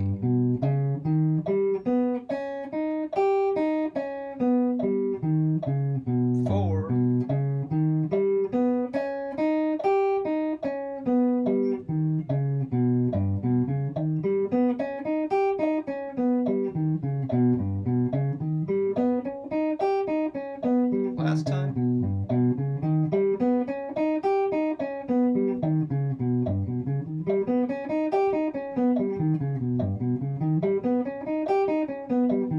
3. Last time. Let's move up to the sharp 5, which is B. This is our 2nd inversion. 1 and 2 and ready and play.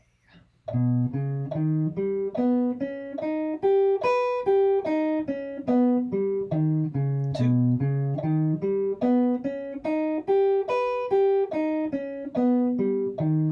3,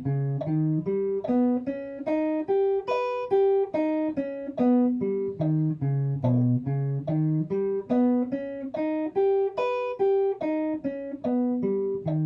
Triplets.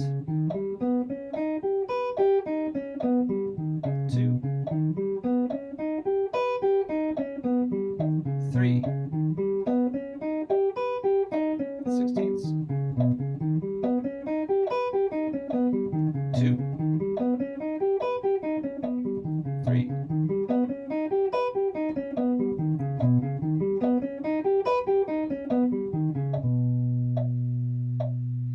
and now we're back up to our flat 7. That's on our 11th fret, D flat.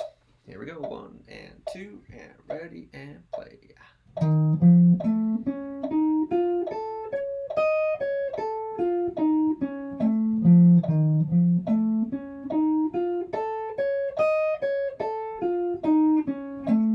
3,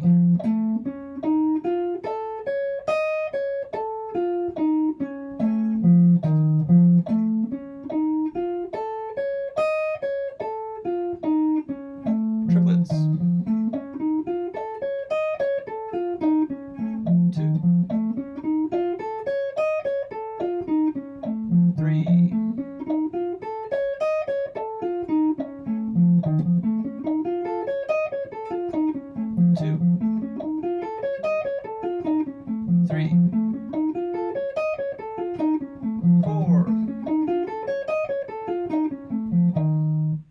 Congratulations, we completed one more page of arpeggios. Nicely done.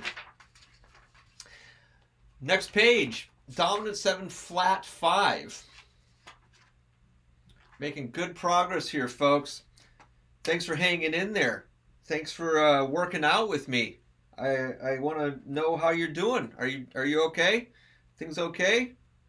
Is it little getting a little hairy now? Good. Supposed to make your brain steam up a little bit, make your fingers confused for a little while. Welcome to my life. This is how I train myself every single day. No, not really.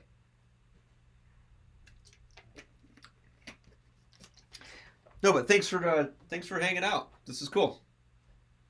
This is a great way to challenge yourself, challenge each other. Okay, so we did E flat, 7 sharp 5. So let's do G flat 7 flat 5 or F sharp 7 flat 5.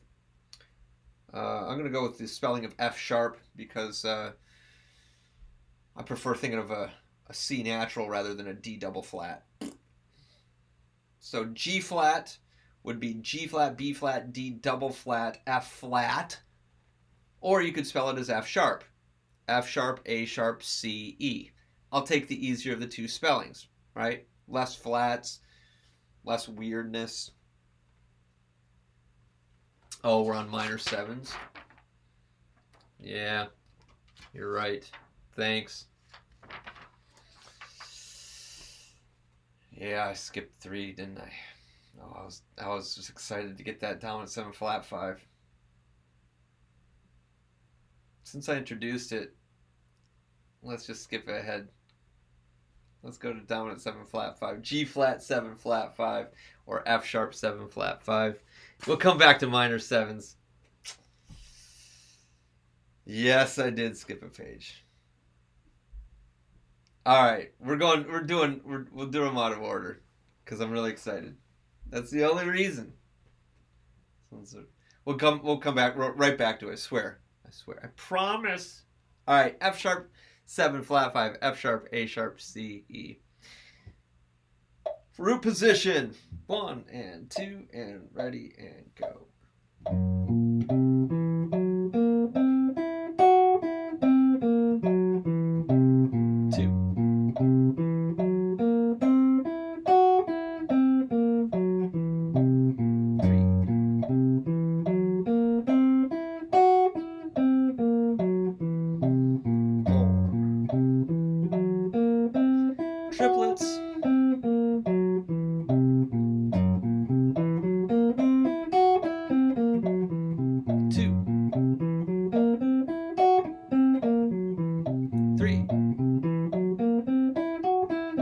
16ths. 2, 3, 4.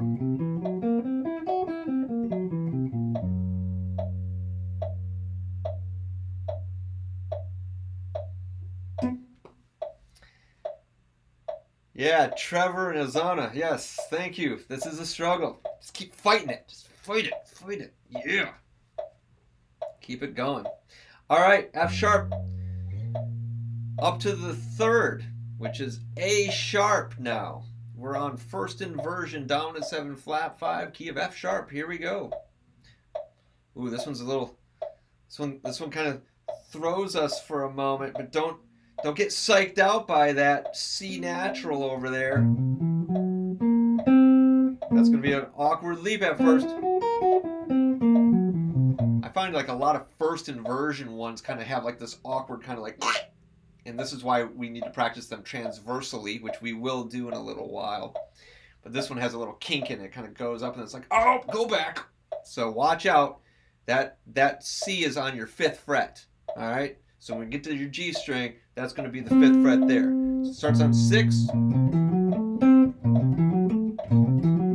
That B flat. All right, here we go.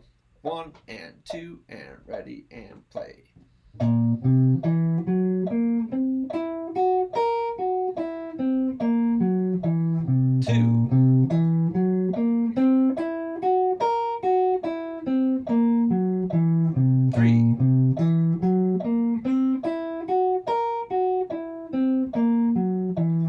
4.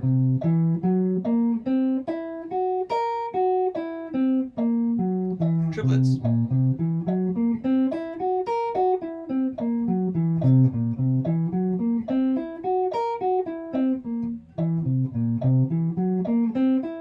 Sixteenths.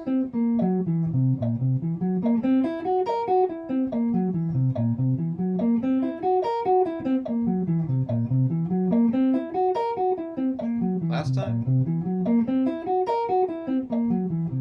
Isn't that fun? Oh man, I'm having a blast. All right, now we start on the C. That's the flat 5. This one starts to look a little more transversal. This one, certain chord types have just more of a transversal quality to them, meaning they cut across the fretboard, and it's kind of hard to contain them within a position. We're trying to get some positional thinking happening, but when we start getting into these other chord types, they start to be less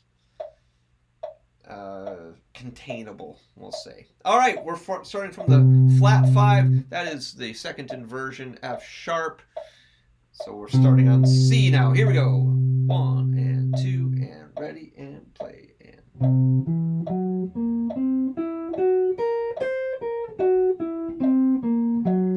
2.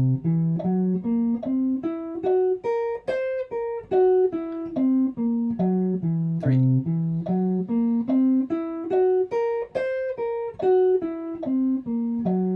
4. Oops. Triplets. 2.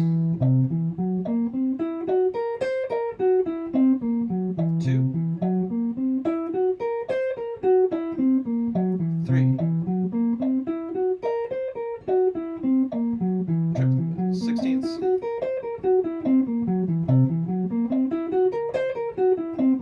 3. 4. We're almost there, folks. We have the 7th to start from now. Here we go from the E natural here on our 12th fret. This one is a really cool pattern. You started to see it in these previous shapes. They kind of are a whole step apart. And they move up a tritone. Well, here is just that. All right. Starting on E, the flat 7, 2, and ready and play and.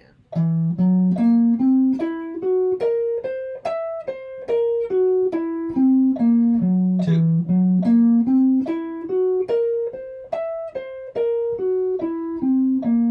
3.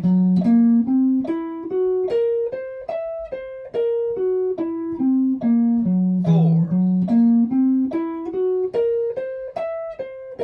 Try to get your eyes off the page, on your fretboard.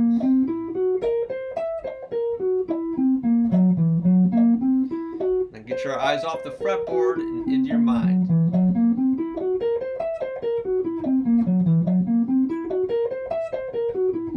This one's an easy one, right? Last time.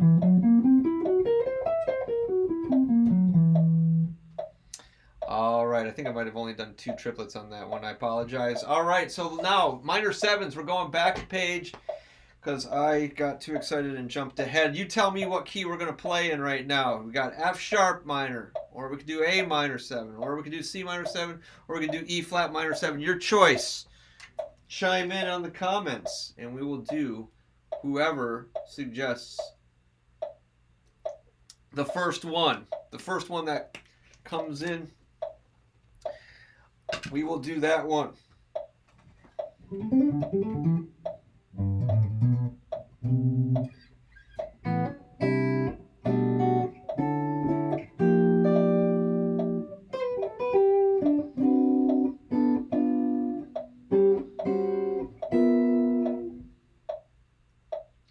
What do we got? Yeah, you see that there's a huge delay.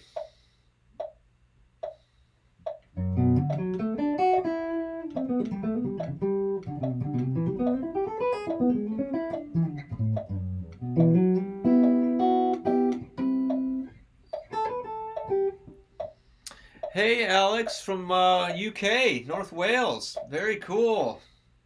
Awesome. Thanks for joining us. Must be getting close to, I would say, 8, 9 o'clock there in the evening. Cool. E flat it is. Mark, here we go. E flat minor 7, root position. The notes of E flat minor 7 are E flat, G flat, B flat, D flat. All 4 flats. Going to start that on the 11th fret. Here we go. Root position. 1 and 2 and ready and play.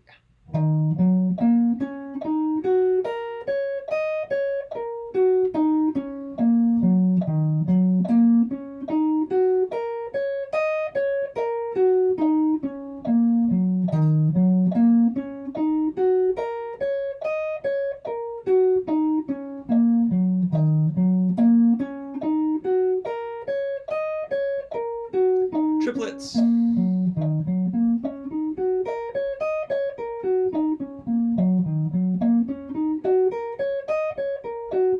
Last time.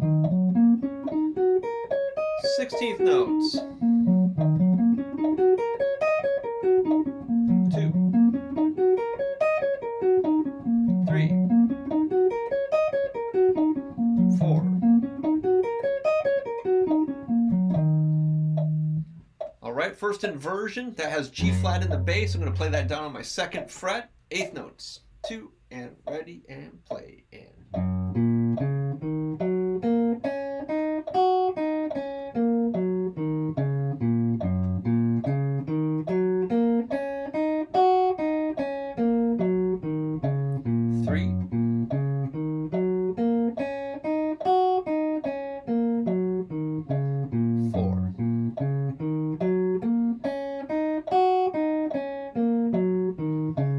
Triplets.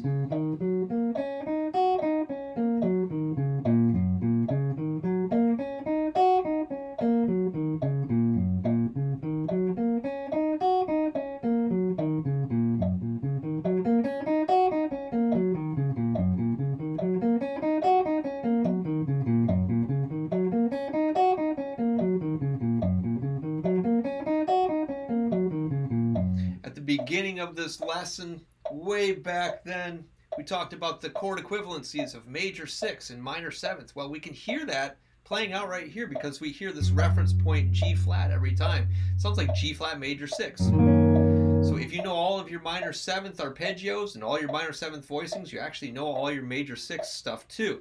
So that's a good little thing to take note of right now. Also, these look very pentatonic-y as well, just like the 7 sus4s did. Cool. We're in 2nd inversion now. B flat's in the bass. That's on your 6th fret. Let's play from the 5th to the 5th, 2 octaves, 8th notes. Ready, go.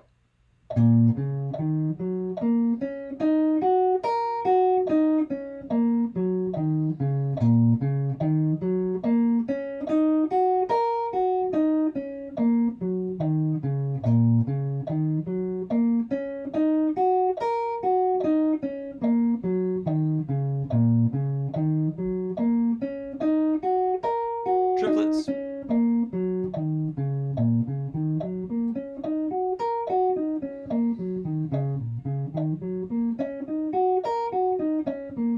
Last time. 16ths.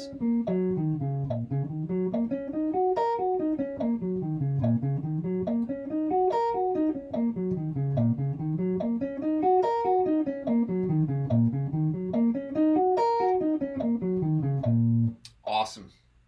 We're on to the final one. Flat 7 is D flat. It's going to be on your 9th fret. Here we go. 2 and ready and play and.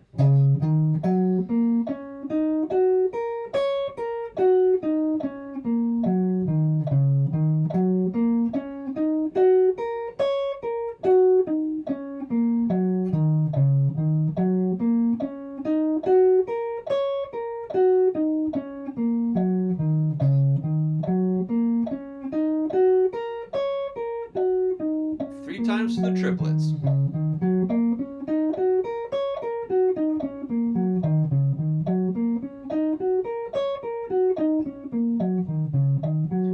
Four times to the 16th notes.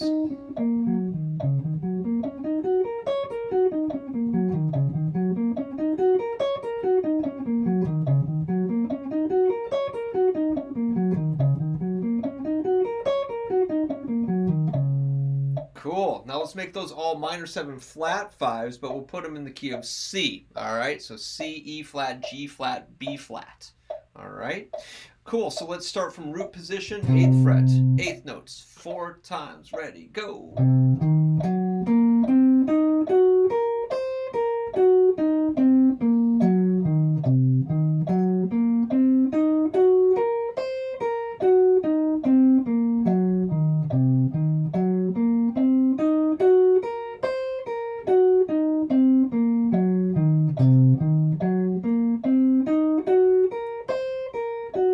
Triplets.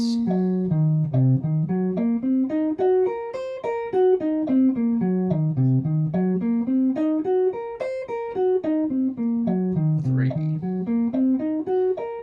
4 16th notes. 2. 3. 4. Move up to the 3rd now. We're going to use that same exact shape, but now we're just going to start with the 3rd and end on the 3rd. So that same thing that you just played, you can keep in mind for the next shape. First inversion starts on E flat, 4 times through the 8th notes. Ready, go.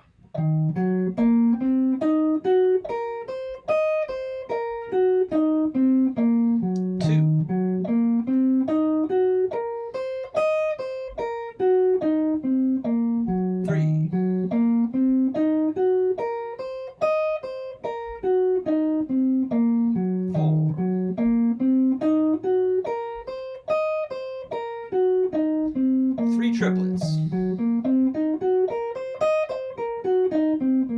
2. 3. 4 16th notes.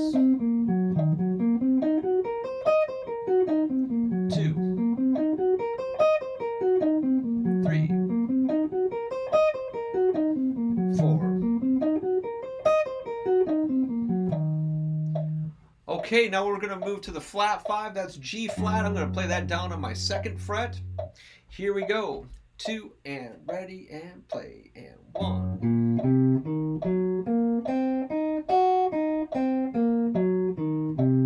2.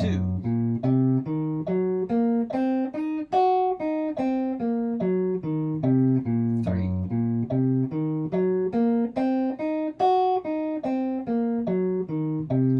4.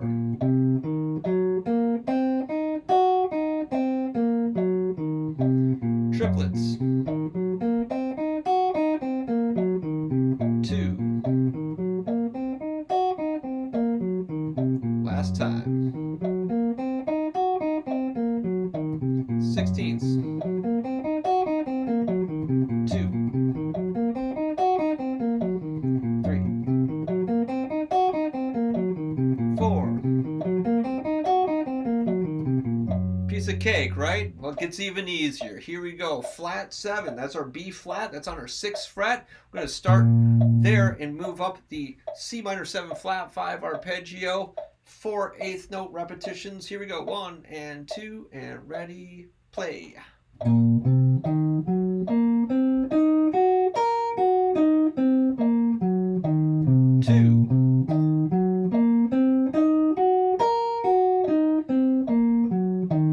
3.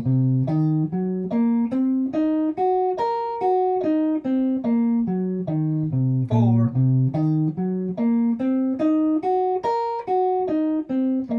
3 triplets.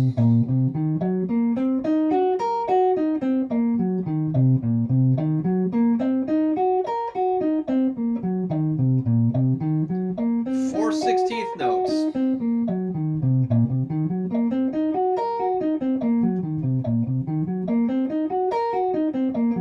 3. 4. At the beginning of the lesson, we talked about the chord equivalency of a minor 7 flat 5 and a minor 6 chord. So C minor 7 flat 5 is the same as E flat minor 6. So you can see that sound happening in there as we're playing through that. You can hear that E flat minor 6 quality to it. Yes, you can use that. All of these arpeggios you can use over a minor 6 chord. You just have to kind of reorient where your root is. Cool. Jordan, thanks for tuning in, buddy. Thanks so much, man. Yeah, get in touch with me, man. We need to Skype or Zoom or whatever. Cool, man. Take care. Diminished 7th. All right, here we go. Key of A. A diminished 7th. This is where it starts to become symmetrical. Each one of these chord tones is equidistant. So each one of them can actually function as the root. There is no strong root here. So you could play these all identical starting on these different chord tones. But again, I've shown you different ways to configure these notes, because in certain situations we need to navigate our fretboard in various ways to get us to other places. All right, so let's dig into these a little bit. So you have some different options. All right, starting on A, the root, 5th fret. The notes are A, C, E flat, G flat. 1, 2, ready, go.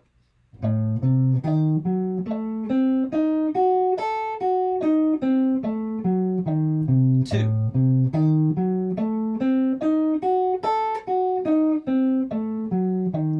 3.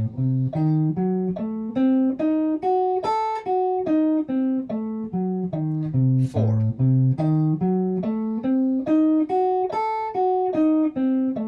'Triplets.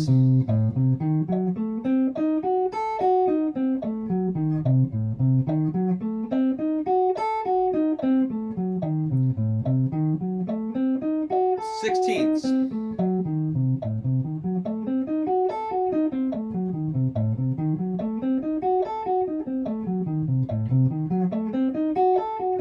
'Last time. All right, so we're going to start on the flatted 3rd now. So this one kind of crosses backwards. So we'll start on our flat 3 is C. So the first 3 notes are going to take us backwards a little bit, and then we can move up forwards, okay? Here we go. 1 and 2 and ready and played.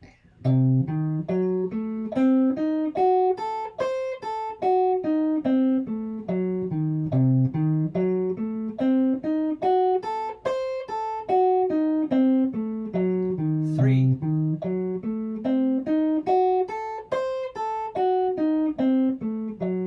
4.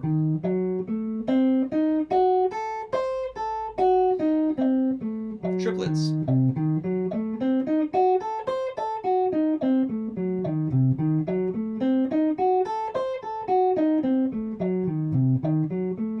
16ths.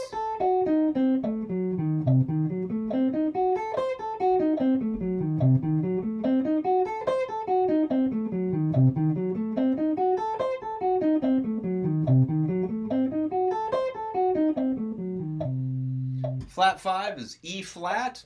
Let's move up to our 11th fret for that. Here we go. 1 and 2 and ready and play. 2.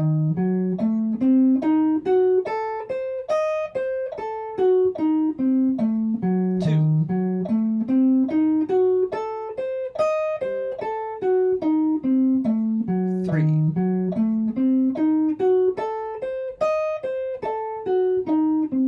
'Last time.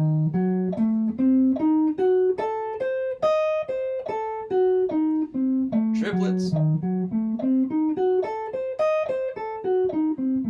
2.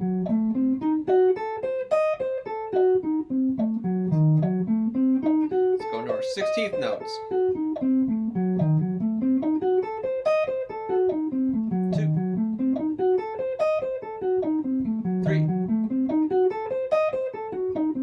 3. Oh, 4. Said 3 twice. That's crazy. My mind has a mind of its own. All right, we're on G flat now as our flat, double flatted 7th. So I'm going to play that down here on my 2nd fret. Here we go. 2 and ready and play and.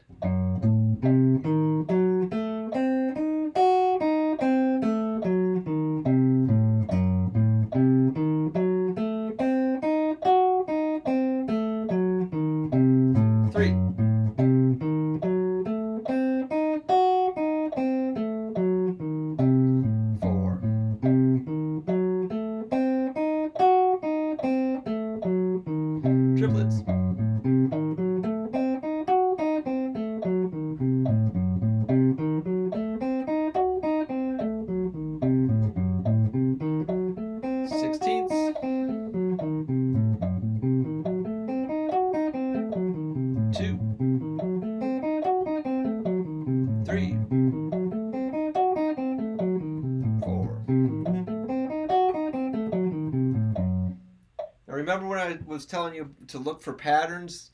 This is a prime example of that. It's literally the same 3 notes as far as fingers go on each of those pairs of strings, right? 1 4 2, 1 4 2, 1 4 2.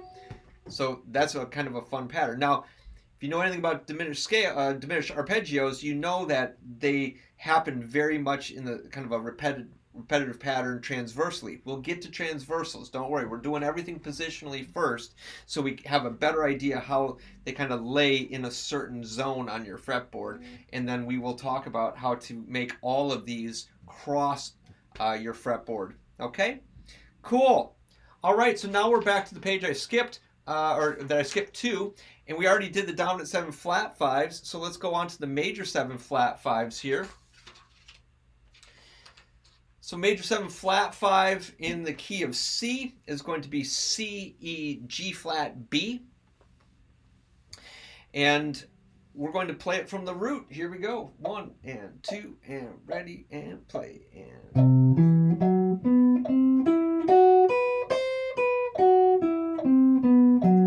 2.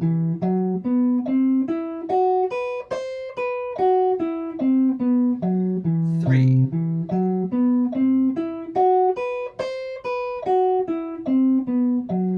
4. 4.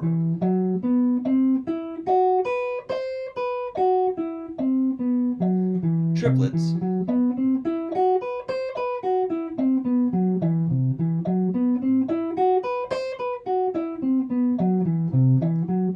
16th notes.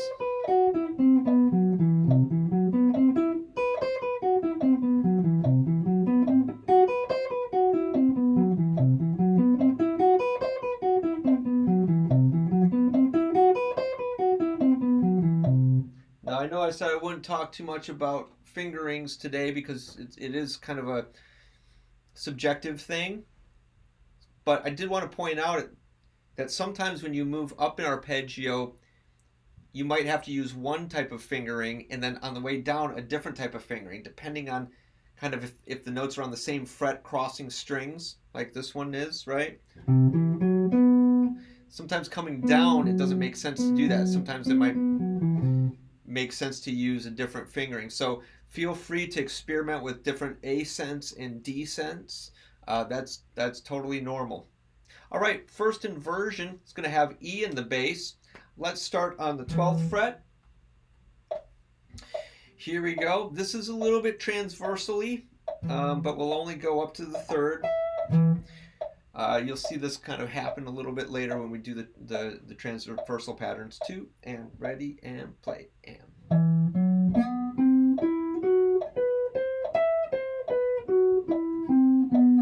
2.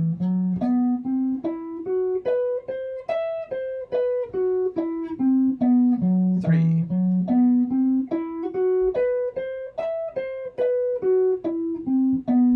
4. 4.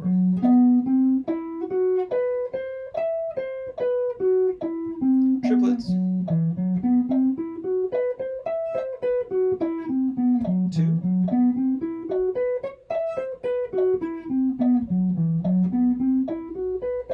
16ths.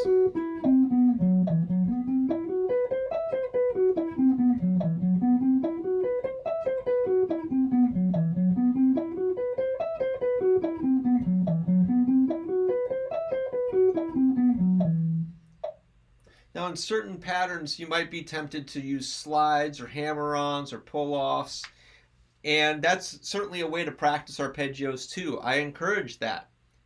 But don't cheat yourself. When you practice it both ways. Practice it with slurs and then with all picking, right?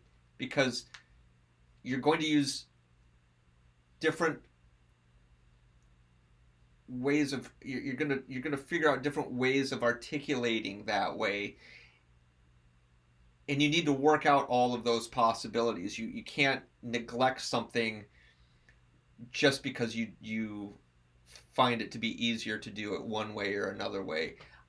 I think it's important to, kind of look under the rug and say, I should probably deal with that problem. because you're only cheating yourself in the long run. So if you're playing with hammer-ons or slides or pull-offs, cool. That's cool. But definitely spend some time trying to pick everything too. You'll find it's a new challenge for you. And maybe if you're just picking everything right now and you haven't thought about adding slides or hammer-ons and pull-offs, you know, go through these later on your own and add those in, and you'll see that adds a whole another layer of stuff to work on. Cool. All right, we're in second inversion now, major 7 flat, 5 key of C. So we're working on G flat now. And again, I'm playing G flat down on my 2nd fret. Here we go. 2 and ready and play and.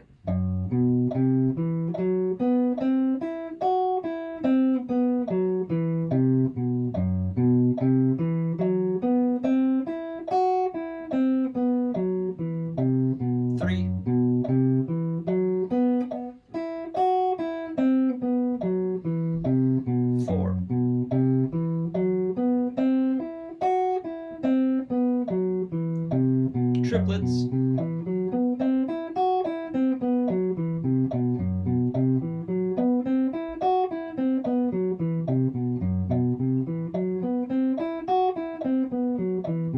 Sixteenths.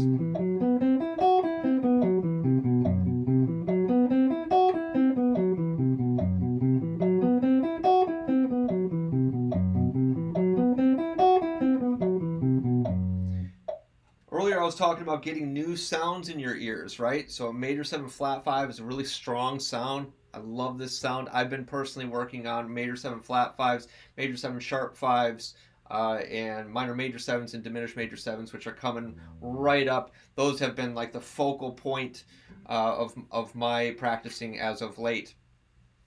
Cool. We've got flat 7, major 7 now, so from 3rd inversion.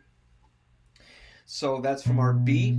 So let's play that 2 octaves up and down. 2 and ready and play and.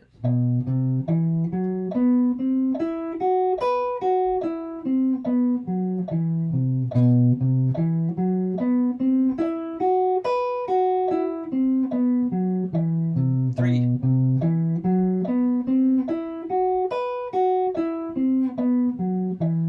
4. 3 times through the triplets.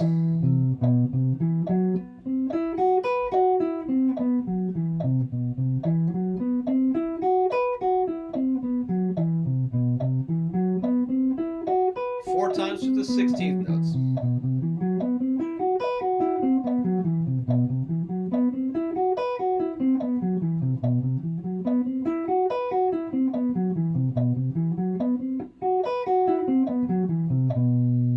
Lovely. Major 7 sharp 5. Let's do those in the key of E flat. So E flat major 7 sharp 5 is going to be E flat, G, B, and D. So the G, B, D is a G major triad. So we're going to see a G major triad embedded over a E flat bass note, essentially. That's where we get major 7 sharp 5 sounds. Let's start up on our 11th fret. Here we go. 2 and ready and play and.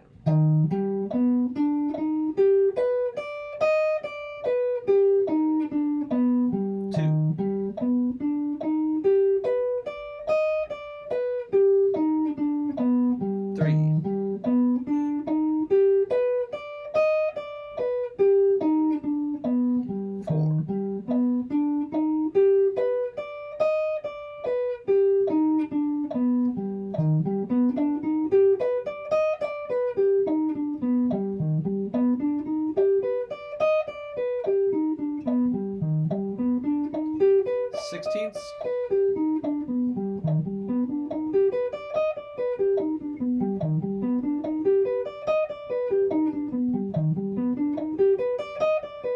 Last time. Isn't that a gorgeous sound? Love that sound. All right, let's do from the 3rd. So that's starting on G now. I'm going to start down here on my 3rd fret. 1 and 2 and ready and play and. 3.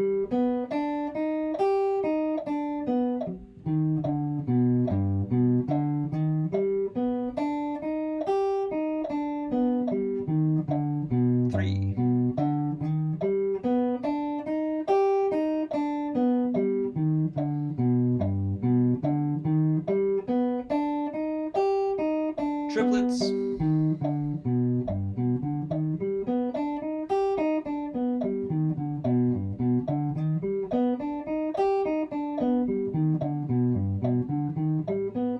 sixteenths,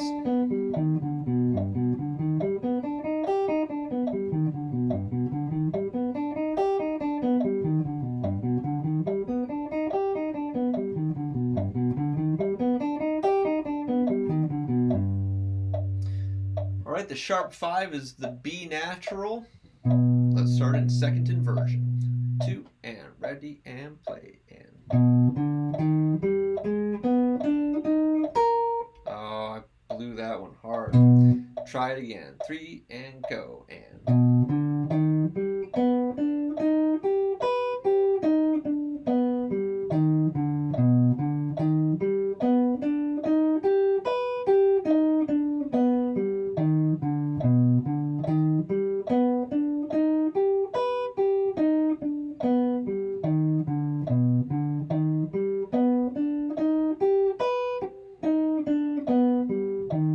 Triplets.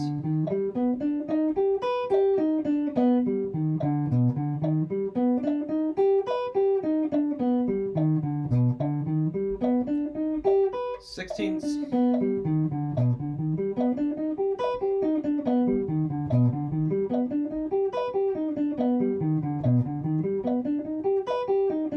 Last one.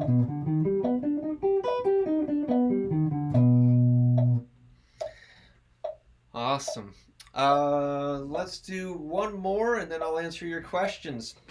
Let's see, third inversion. So that's starting on the 7th, D natural. 1 and 2 and ready and play and.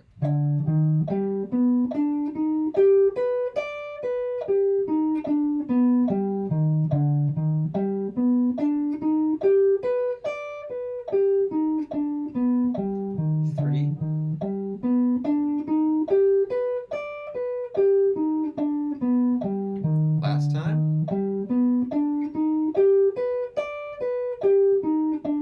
Triplets.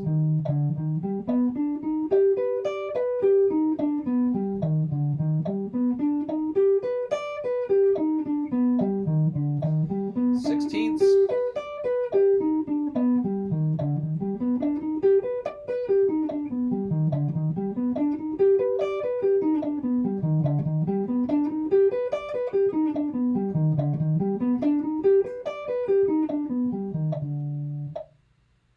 Some of these fingerings are going to be more conducive than others. Some of them I only use fragments of them as I improvise or whatever. You know, and we never use arpeggios as like, you know, straight up and straight down anyways. And we'll talk about, you know, you saw it earlier in the Retrouvaille song, that piece with the Triad arpeggios. I'm not playing them always in order, right?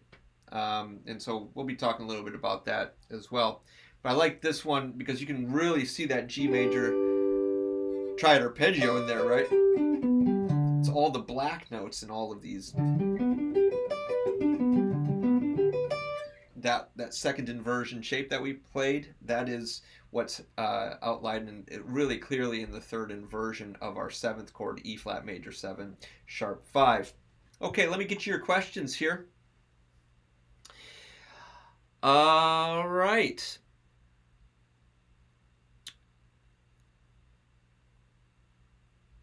How do you go through the entire packet daily, or do you divide it into sections that you practice every day? Well, here's the thing. When practicing this packet here, if you do everything faster and things are more immediate and memorized and well practiced, it doesn't take you that long. I'm walking you through a lot of steps here. I want you to think about stuff. I want you to consider certain things. I want to explain certain things. So it's obviously taking, 10 times longer than it normally would. So try to get all of your practicing to just be fast, fast, fast, fast, fast. Not don't skip steps, and don't just do things fast for the point of being fast. But when you get in a certain level of competency with this stuff, and you get in that flow, in your practice flow, you can probably do this in an hour and a half. So if you wanted to only work on triads for an hour and a half, you could just get through this packet. When we practicing is all about prioritizing what is important to you and what you need to get done.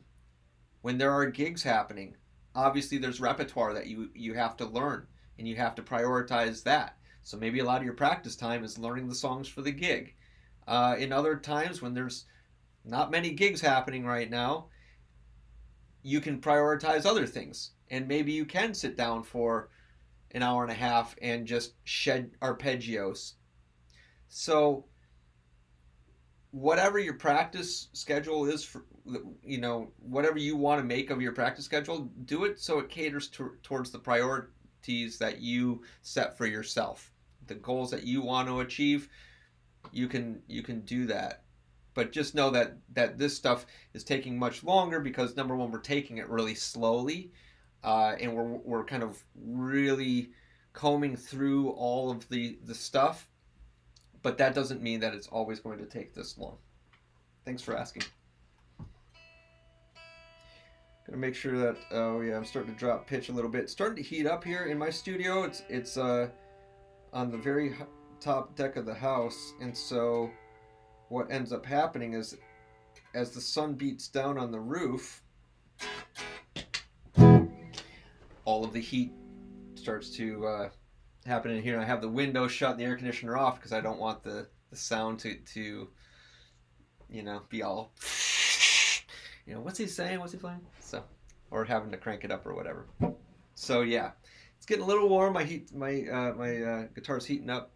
We're on minor 7 sharp 5s now. We did minor 7 flat 5s earlier. These are kind of what, again, the chord equivalency from earlier, the major 6 sus4. These are the same structures as major 6 sus4s. So keep that in mind. You will hear that in our first inversion here. Let's see. We just did E flat major 7 sharp 5, right? Why don't we do E flat minor 7 sharp 5 too? So here we go again. E flat, 11th fret. Metronome, please. 1 and 2 and ready and play. And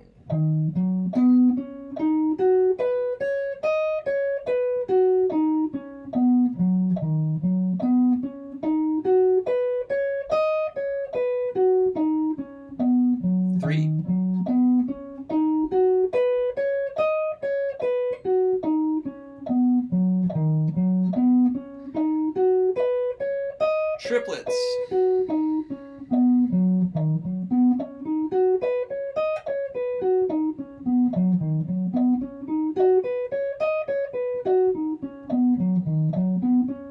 Sixteenth notes.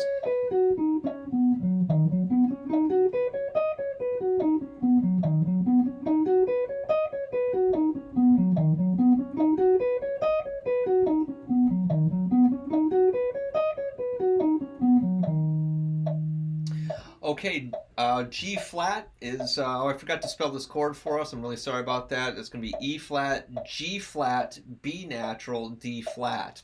And so you could look at a G flat major 6 sus4 as a G flat, C flat instead of B, and then D flat, and then E flat. And so this is where we're going to start to hear this as a G major 6 sus4, because we're always going to be starting and ending on G flat. All right, here we go. First inversion, E flat minor 7 sharp 5 from the flat 3. Ready, go.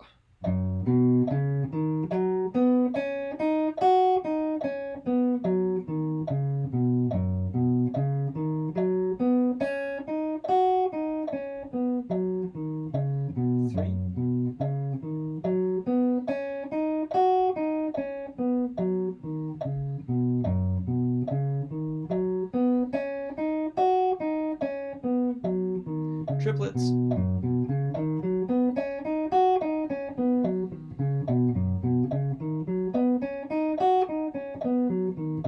Sixteenths.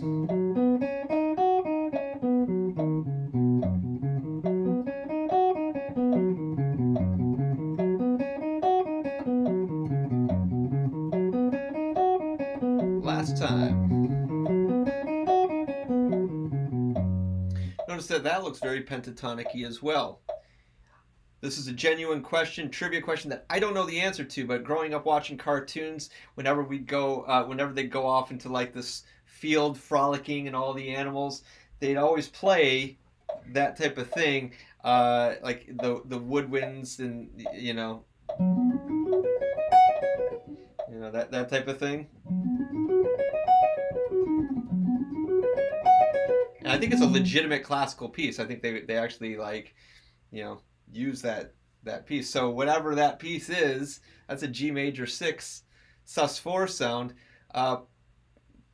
Put it in the comments. I want to know what that piece is. It's been bugging me today. All right, we're on to second inversion now. The sharp 5 is B natural, so that's going to be on our 7th fret. We're going to start with our 4th finger. You can see that this one looks very much like a B major pentatonic, just leaving out the 6th note.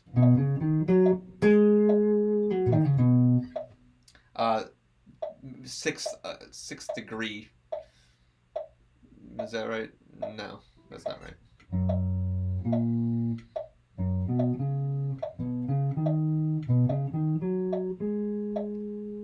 Yeah, like the major 6, right? That's what. Yeah.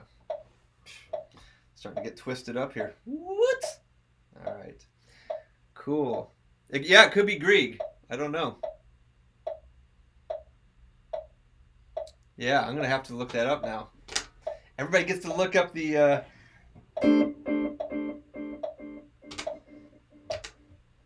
classical piece. We're going to look that up. Thanks, Aaron. Sunrise. All right. E flat minor 7, sharp 5 from the sharp 5. That's from B. 2 and ready and play and.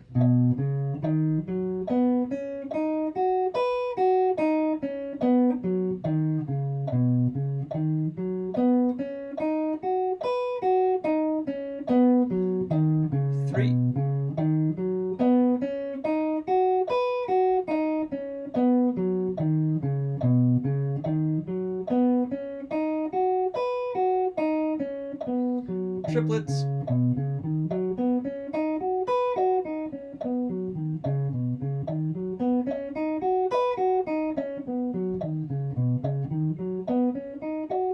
Sixteenth notes.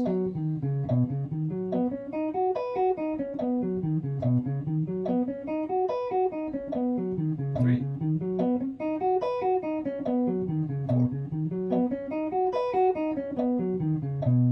I bet now you can't get that sound of that song out of your head.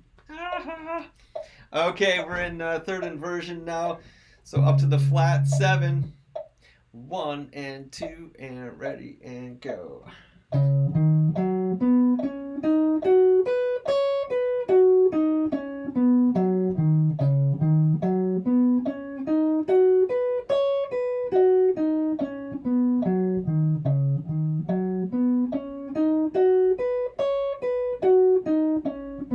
Last time.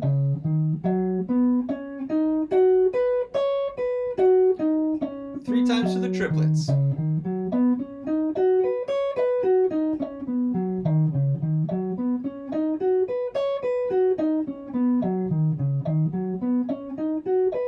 Four times to the 16th notes.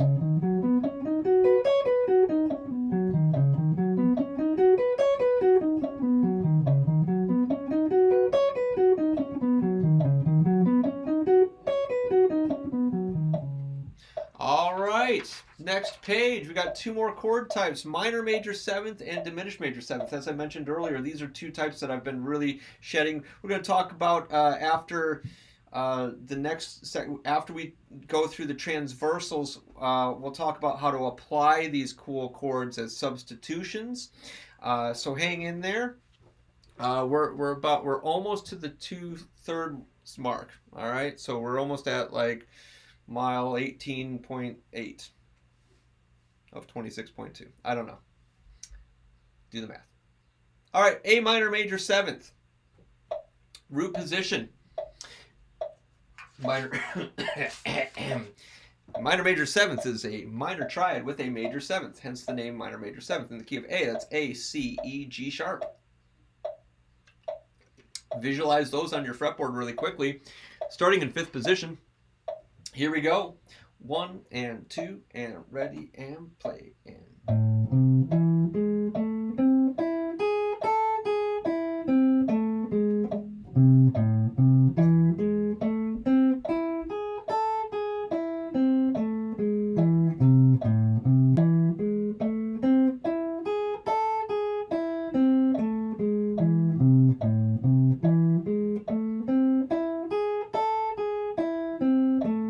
triplets.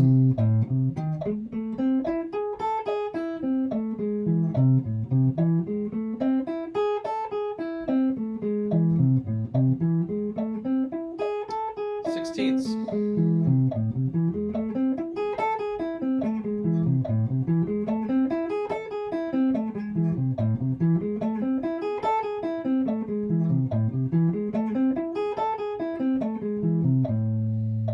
Move up to the third.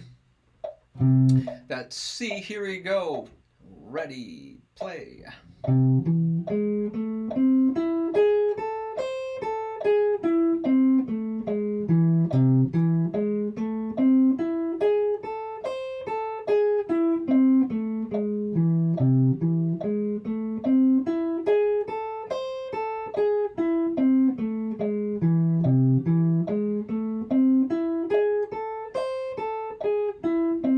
Triplets.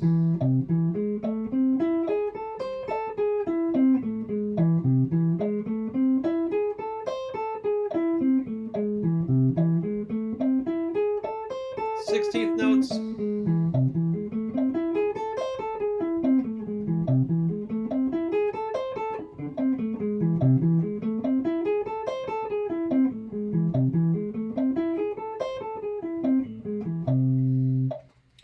Yeah, feels good. Feels good to be working on these. Let's move up to the fifth. E. 1 and 2 and ready and play and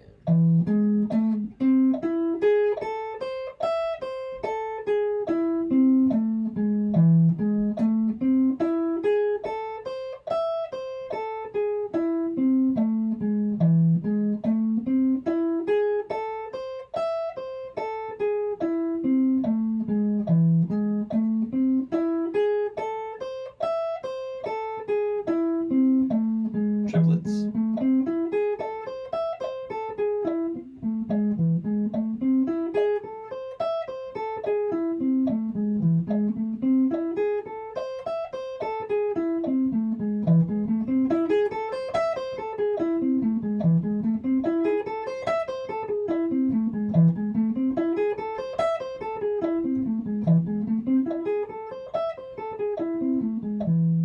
All right. So this is the only one that goes to the A string for the 7th degree. So we're going to start on the 11th fret of our A string for the 7th degree of A minor major 7th. That's G sharp. All right, here we go. 2 and ready and play and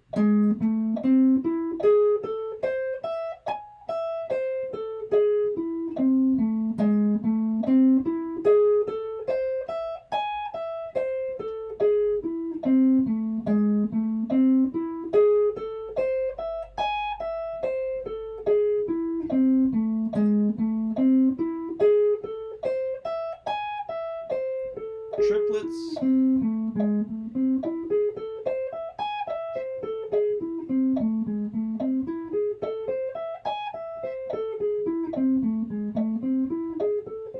Sixteenths.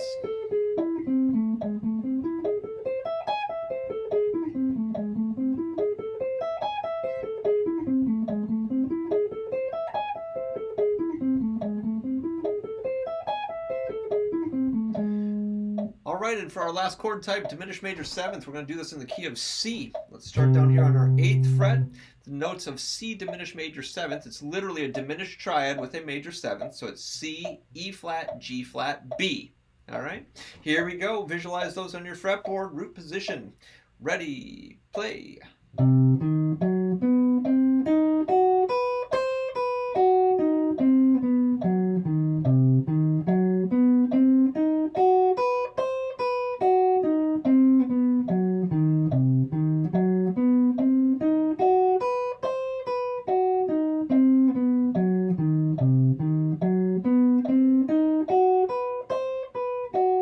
Triplets.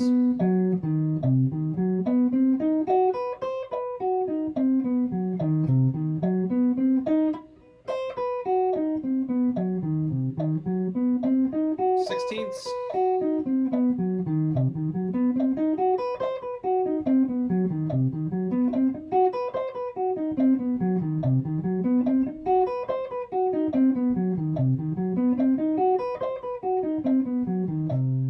Cool, let's move up to the flat third, E flat. Here we go. 2, ready, go.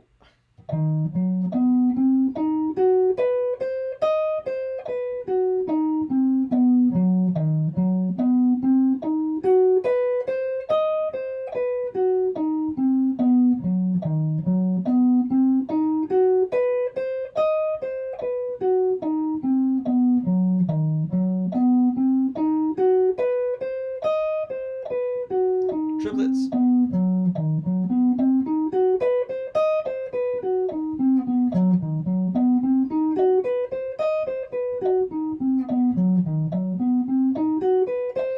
Sixteenths.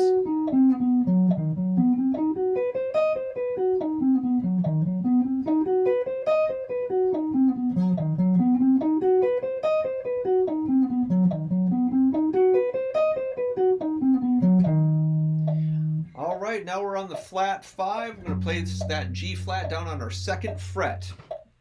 2, and ready, and play, and...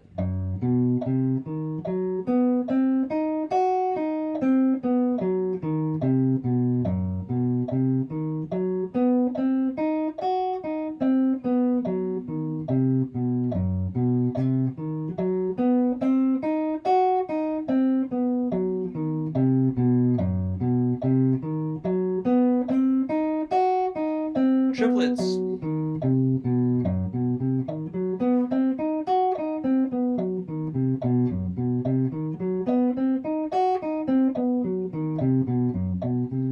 Sixteenths.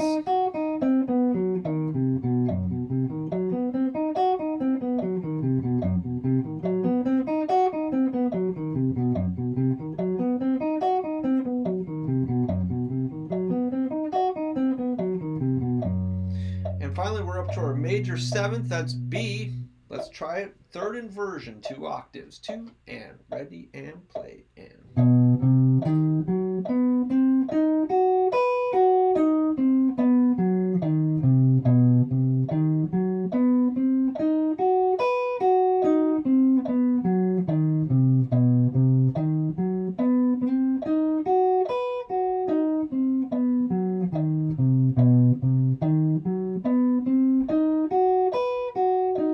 Triplets.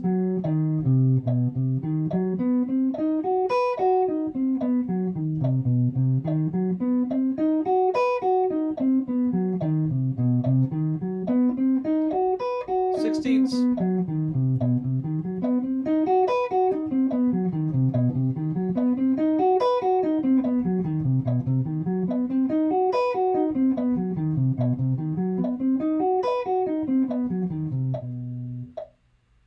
Some very, very cool sounds happening there. All right, so now we're on to kind of applying these positional arpeggios to our playing. So what I've done here is I've created 4 sets of overlays over a standard F jazz blues progression. So the 5 chords in F jazz blues are F7, B flat 7, D7, G minor 7, and C7.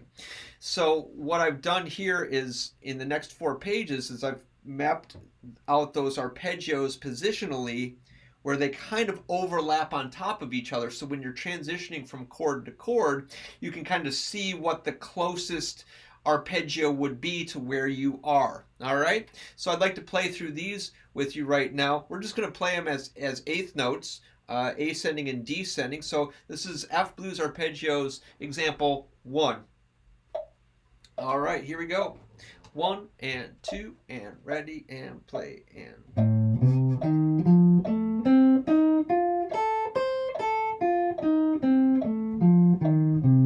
See, I've taken the restrictions of the 2-octave thing off. I've just kind of map it out in this little block. All right, let's do the next one. B flat 7, 2 and ready and play and.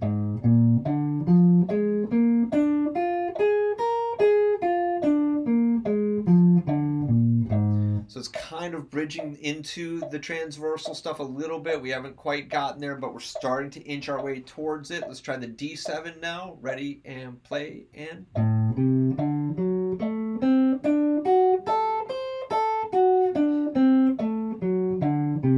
And G minor 7, go. And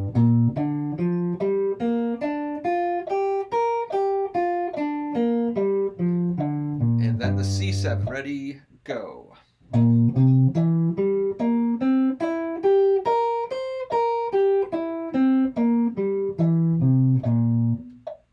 So you can see that these are all kind of locally connected, right?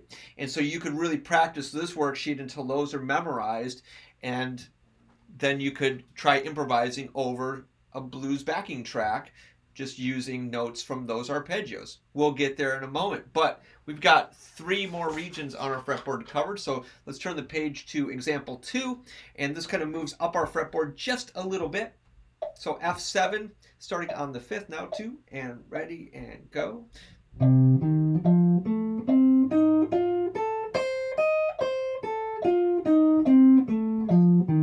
Because 4 out of the 5 chords are dominant 7s, we're going to see that these same shapes are going to be applicable to other keys, right? So before we were playing one thing as a C7 shape, now it looks like we're playing it as an F7 shape.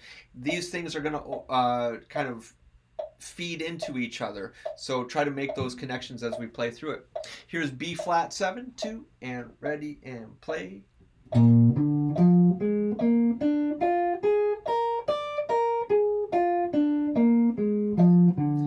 D7, ready, play.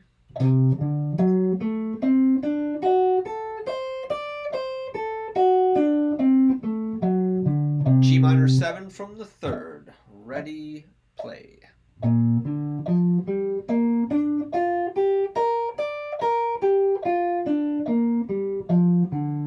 And C7, 2, ready, play.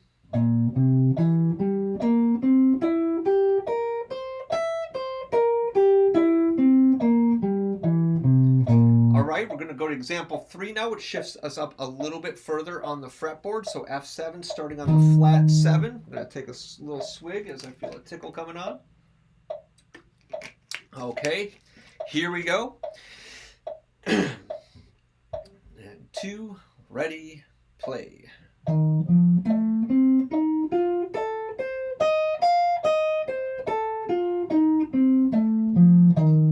B flat, 2, ready, play.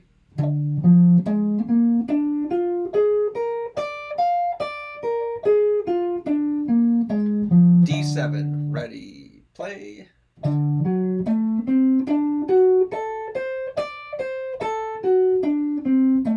G minor 7, 2, ready, play.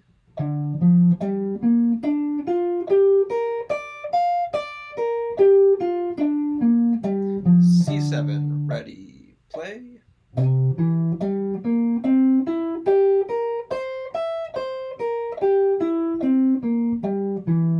So a lot of these shapes are identical to the ones we played on just the previous page and the one before that. One more example that takes us up to one more position on our fretboard here. Starts with the same starting points as our F7, but it kind of goes a little bit further up this time. 1, 2 from the top, go.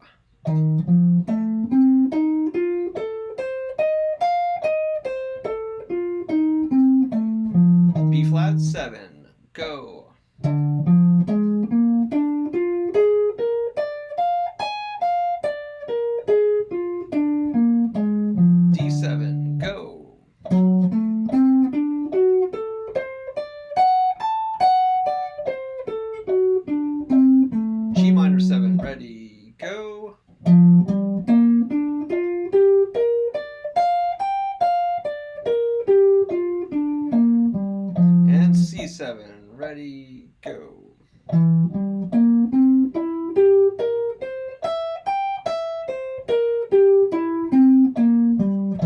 you can practice any one of those positions and really embed those in your fingers and in your mind, get them really, really strong, and then put on a backing track that has the blues changes. And on the next page, I'll show you how you can kind of ascend one or kind of just move through like a full measure of each one of those chords and try to transition into the next chord from wherever you are in that arpeggio. So the warm-up exercise on the next page where it says chord tone exercises, this is like a mapping exercise to help you connect those arpeggios.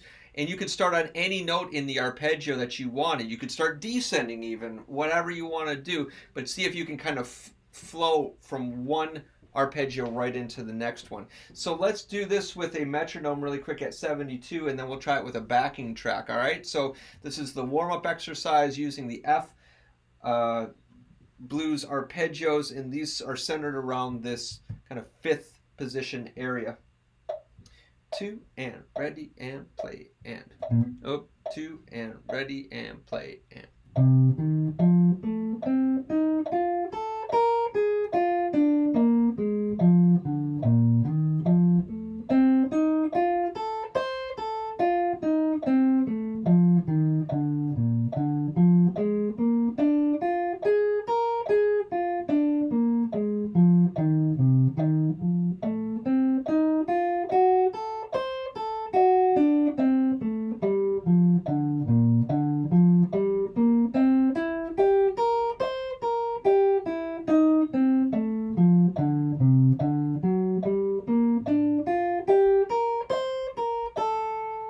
So you hear that you can hear the chords moving by because you are playing the notes of the arpeggio when they happen in the chord progression.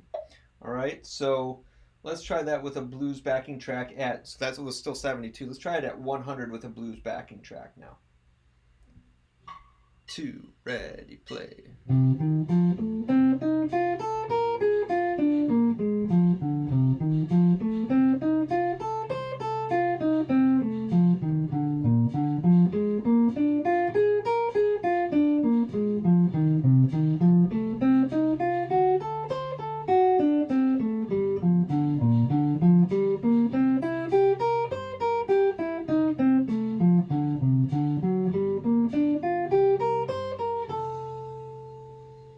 You get the idea, right? So you can use these overlays to really figure out how to move from chord to chord within a region of your fretboard. The next step after that is to use only notes in the chord to form melodies. So get rid of your scalar thinking for the time being. Don't use like a blues scale or a Mixolydian scale or whatever. Just try to think about chord tones.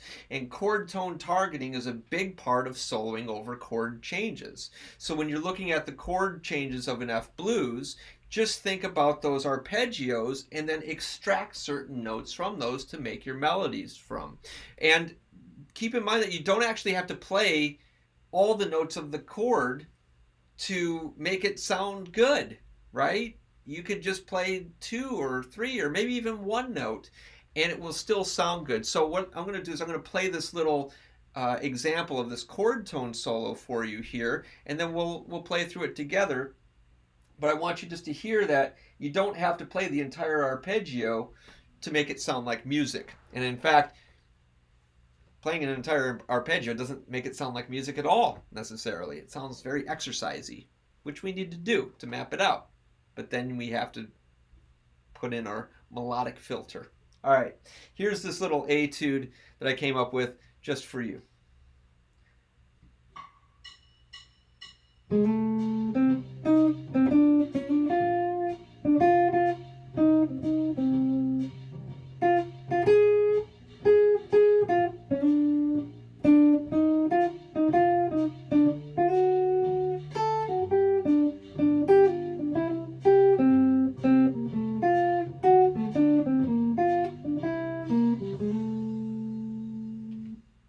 All right, so you get the idea here. So let's just walk through that really quickly. So you can see that I'm just going to start on the third of F7 and go up the fifth and the flat 7, back down to the fifth, and that leads me right into the third of the B flat 7, and then into the fifth. And then that third now leads me into the root. That what used to be the fifth of B flat 7 is now the root of F7. And then flat 7, 5, flat 7, 5, root, flat 7 of B flat, fifth, third, flat 7 of F7 to the root, flat 7, root, flat 7, and then I anticipate the root of D7 on the and of 4, so so that chord hits early, and then up to the third, and then fifth, third, root of G minor to the fifth of G minor, then fifth, root, flat 7, fifth, and then third of C7, fifth, root, flat 7, third of F7 to the root of F7, third of D7 to the fifth, root, flat 7, third of G minor 7, flat 7, and then the fifth, and then third of C7, flat 7, fifth, and then it repeats, resolves right back to the third of F7. So let's play that together now, but I'm going to slow it down so we can try to get those rhythms. So let's just clap the rhythm first. 2, ready, go.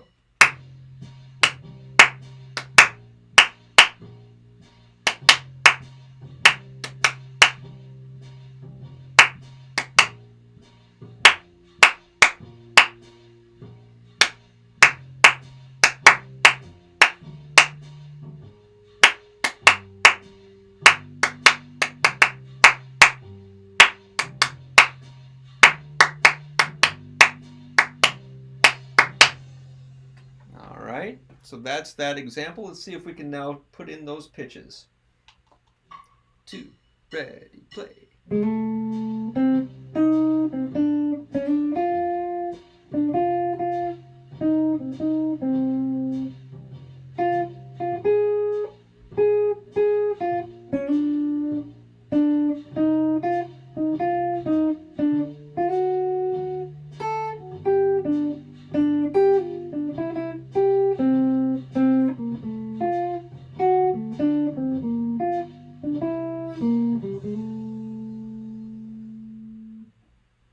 So there's a little chord tone solo exercise for you. Try to improvise your own solos over that using just chord tones. Like, be really disciplined about it and see if you can come up with a melody that sounds good. I'm going to do that right now for you so you can take a little mental break. Chord tones only.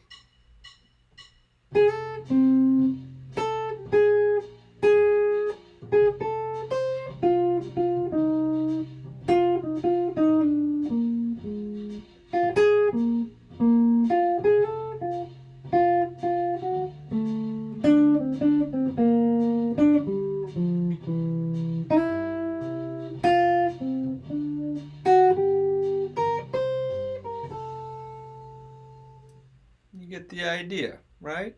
Simple, but you're really showing that you are navigating the changes with authority. Turn the page, and there's a chord tone solo over another blues, but this is a fancier blues. This has a lot more chord changes to it. So it's basically an obstacle course that has a higher challenge level for you. So do you know the chord tones of all of these different chords? F major 7, E minor 7, flat 5, A7, D minor 7, G7, C minor 7, F7, right? It's showing you a lot of stuff that you can be applying your arpeggio knowledge to, so you can have some command navigating those waters. So let's go through this little chord tone etude that I came up with for you. Let me just kind of scan through it, make sure I can hear this in my head. Cool. All right. I'll play it for you first so you can get an idea what it sounds like.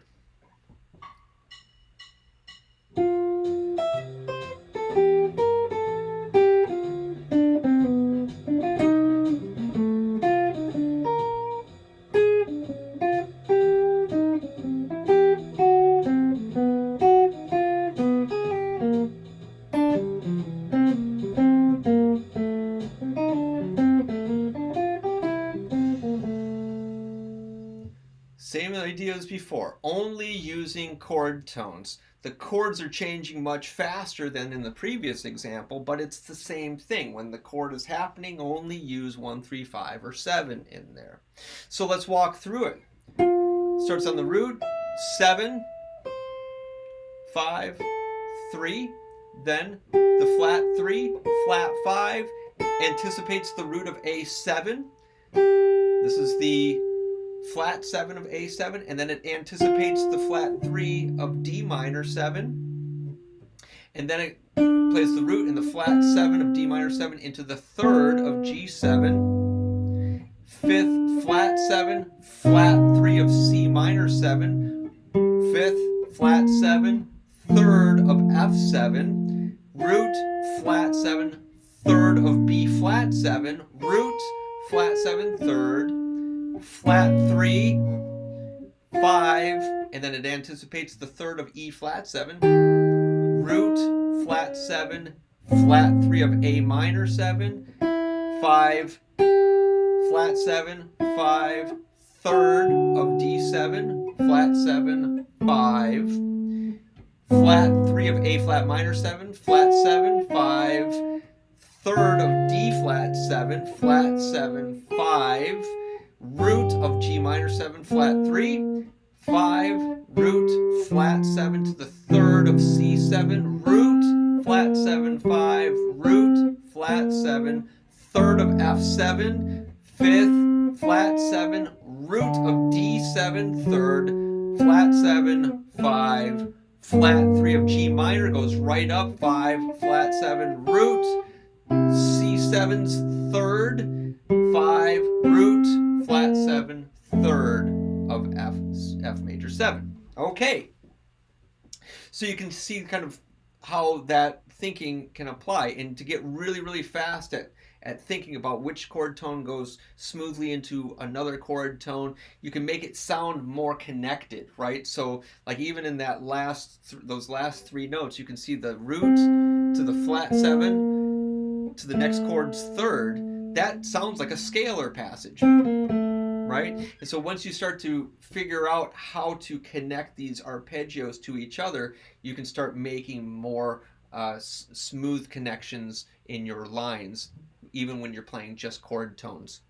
That's a big part of sounding really good at improvising over chord changes, is resolving into those chord tones.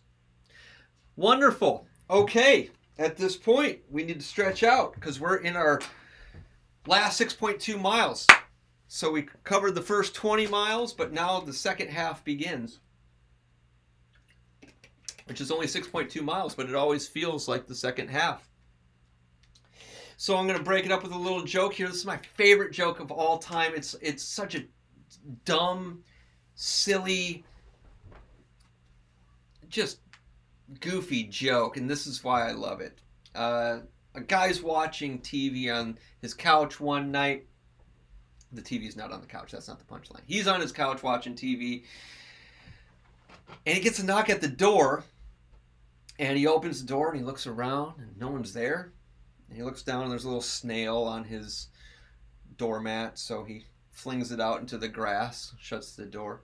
10 years later, he gets a knock on the door, and he opens it up, and he looks around, no one's there. He looks down, there's a snail. The snail says, "What the hell was that about?" I'm not a comedian, but I like that joke.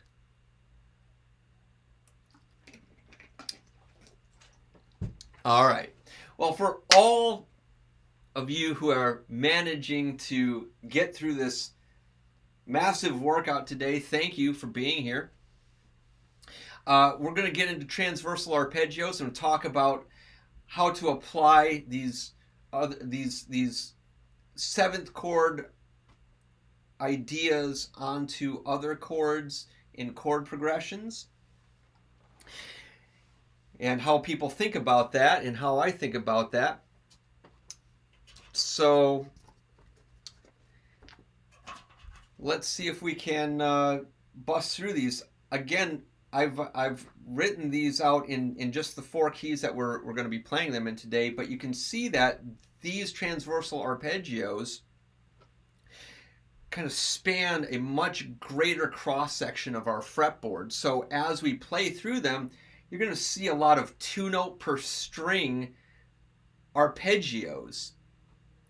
And we're going to cover all of the 13 types that we just covered for our 7th chords, knowing full well that minor 7th equals major 6, minor 7 flat 5 equals minor 6, and minor 7 sharp 5 equals major 6 sharp 4, sus 4. All right? So you're really practicing 16 arpeggios here when you're doing this. So I'll turn my metronome back on here.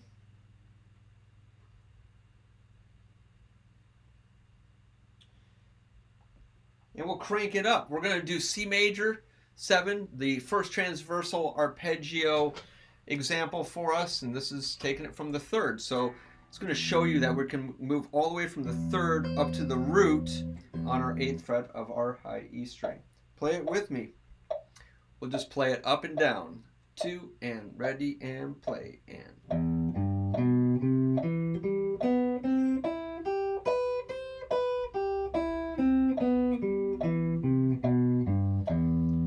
So this is a really cool way to view your arpeggios, so they're not just positional, now they are crossing your fretboard. Let's play the A major 7th from the 5th. 1 and 2 and ready and play and.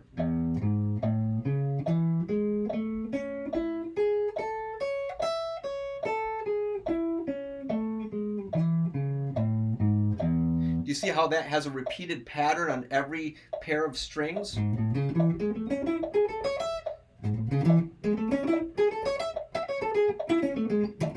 It's the same exact pattern moving up on the 3 pairs of strings. Let's do that same exact pattern that I just outlined. That happens on G flat major 7 from the 7th. So 1st fret, here we go, 3rd example. 2 and ready and play and.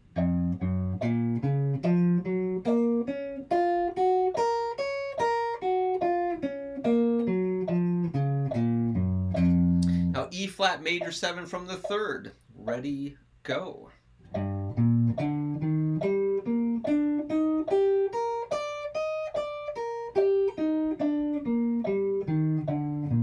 Turn the page. We're going to do dominant 7th next. C7 from the 3rd. Ready, go.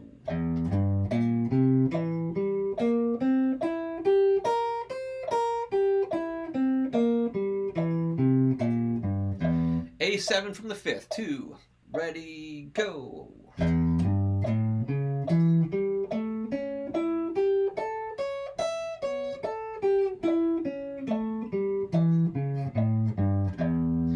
F sharp 7 from the 7. All of these are the open E string. Ready, go.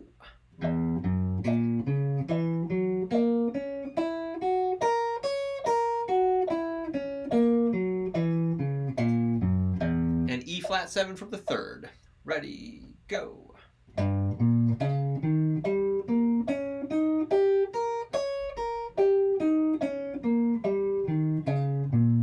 Go into our minor 7ths now. C minor 7 from the 5th on the next page. 2, ready, go.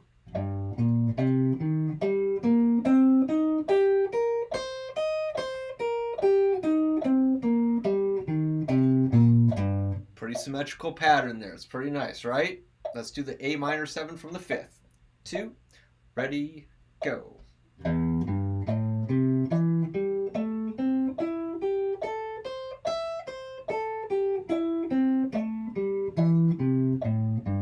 Again, we see a repeated pattern every 2 strings. F sharp minor 7 from the flat 7. 2, ready, go.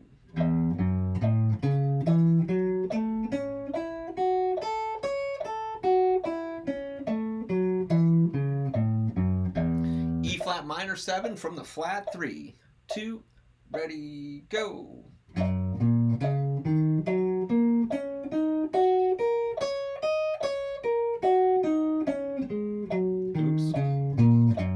Notice that that one sounds like the G flat major 6, right? Because it starts on G flat. There you go. Moving on to minor 7 flat 5. C minor 7 from the flat 5. Second fret. 2. Ready, go. And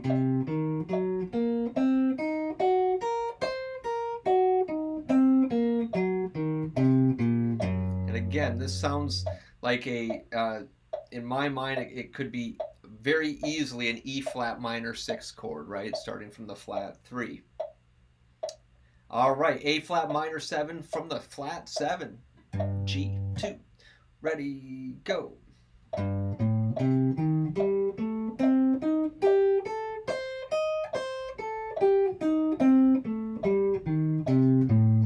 Again, repeated pattern every 2 strings. Hopefully this will make minor 7 flat 5 chords a lot more easy to improvise on for you when you can see such an easy pattern laid out on your fretboard to play over it. F sharp minor 7 flat 5 from the flat 7. Ready, go.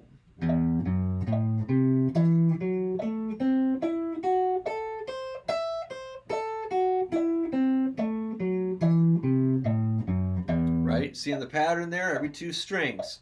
D sharp minor 7 flat 5 from the flat 3rd. Notice that I changed the enharmonic spelling from E flat minor 7 that we did earlier to D sharp minor 7. Well, the spelling, it's the spelling issue. D sharp minor 7 flat 5 is so much easier to spell, like cleaner to spell, right? Because it has A natural rather than a B double flat in it.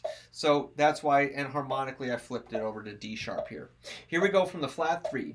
Ready, go.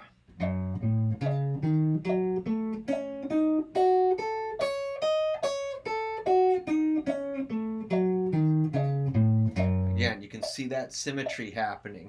All right, let's do these diminished 7th chords. You're going to see that what we talked about earlier with the same pattern when we play transversally, you're going to see the same thing happen in various the 4 keys that I chose today. They're all minor 3rd apart. Those could all function as the root for each other in diminished chords, diminished 7th chords. So the first one starts C diminished 7th on the flat 5, and the next one, A diminished 7th, is from the double flatted 7th. They're literally going to be identical looking, but if you look at the spelling's different because one has B double flat as the double flat 7 of C, and one has A, which is of course the root of A diminished 7th, but they sound the same. All right, here we go. C diminished 7th, top example from the flat 5. 2, ready, go.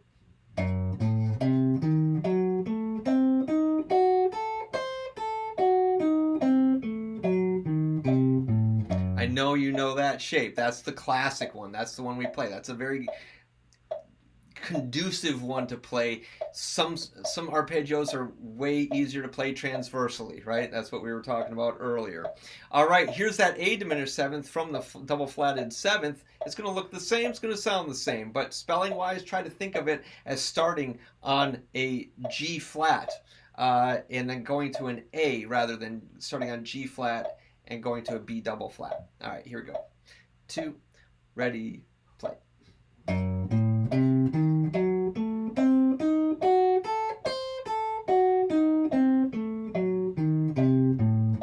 Now, F sharp diminished 7th from the root is going to give us the same thing, but I decided to give us a different form that's going to keep going up with those 2 notes per string type of pattern here. So we'll do a little bit of a leap on the B string, but you'll see that is also another very effective way to play a diminished 7th arpeggio. All right, F sharp diminished 7 from the root. Ready, go.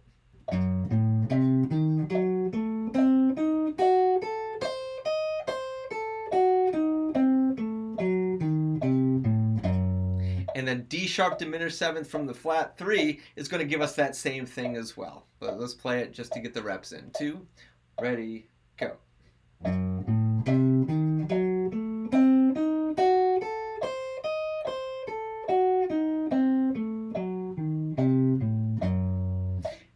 Something that I kind of implied with this learning as we turn the page here, that everything that I'm practicing is rhythmic. I want everything to be accountable rhythmically.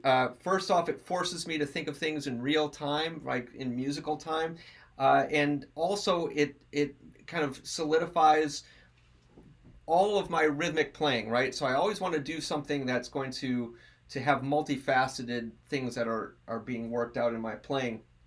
So rhythm is everything in music, right? That's what attracts even the layperson to music. If you ask anybody what they like about a song, a lot of times they say, "Ah, it has a nice beat."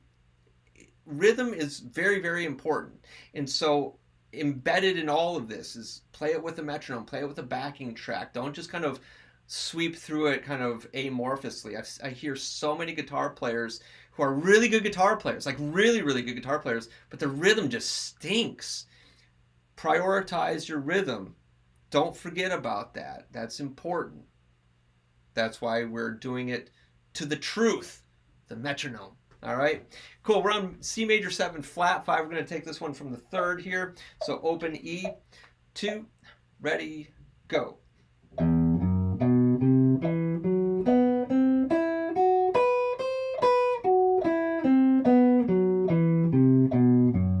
Again, a very easy pattern to recognize. Now major 7 flat 5 should be a lot easier to kind of visualize on your instrument when you play through that. Let's try A major 7 flat 5 from the 7th. 2, ready, go. And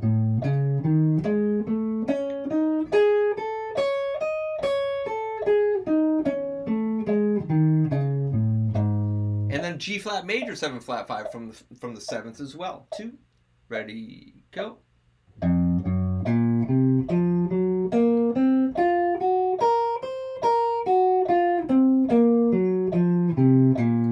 And E flat major 7 flat 5 from the 3rd. Ready, go.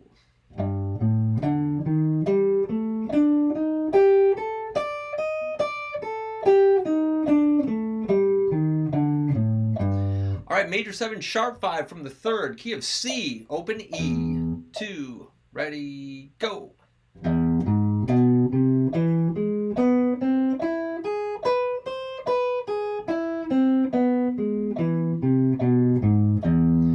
A major 7 sharp 5 from the 7, 2, ready, go.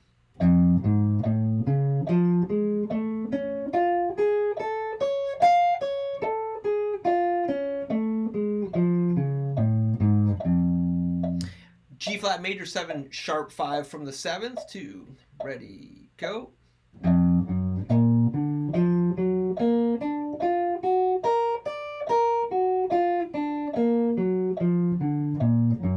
Trying to give you a bunch of usable shapes here. E flat major 7 sharp 5 from the 3rd, 2, ready, go.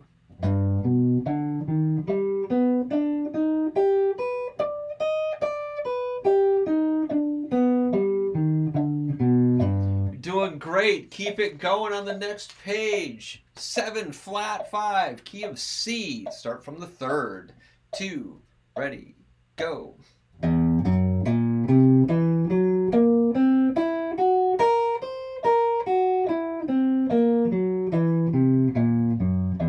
It's 2 sets of whole steps separated by a tritone. A7 flat 5, same thing. 2, ready from the 7th.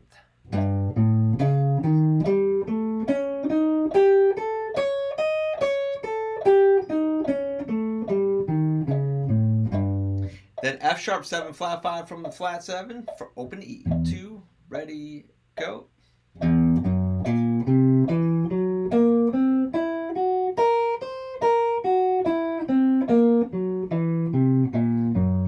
Notice that that is the same as C7 flat 5 in the first example from the 3rd. Yeah, they share the same pitches, and therefore they have the same pattern. They're just enharmonically flipped. Same thing with the next example. E flat 7 flat 5 from the 3rd is the same as A7 flat 5 from the 5th. Again, because they're separated by a tritone. So let's play that. 2, ready, go.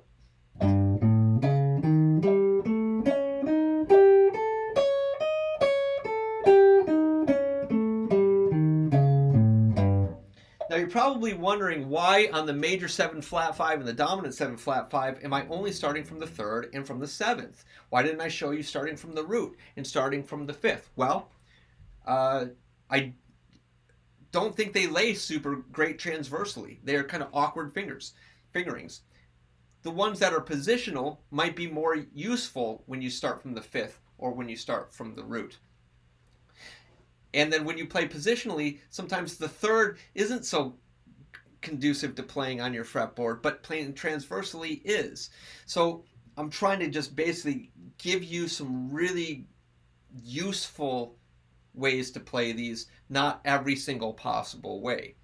The ones that I feel like are most helpful for mapping these out and actually implementing them into your playing. Let's move on to dominant 7, sharp 5, C7, sharp 5 from the third, open E, 2, ready, go.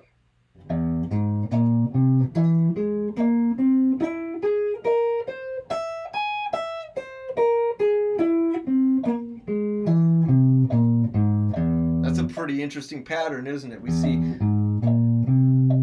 2 sets of whole steps in a row, and then it leaps up a major third, and then another major third, and then it does the same thing over again. It's a pretty cool pattern. We're going to see that play out again on A7 sharp 5, this time starting from the 5th. 2, ready, go.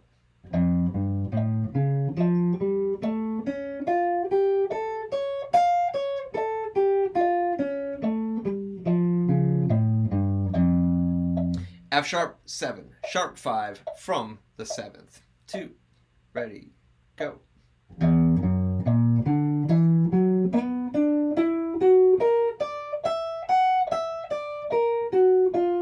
Oof, 2 wrong notes in that. I don't feel good about myself with 2 wrong notes. I got to do it again. Play it with me. 2, ready, go.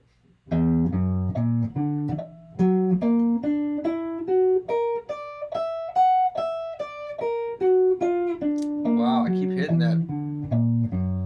My finger. Yeah, one more time. 2, ready, go.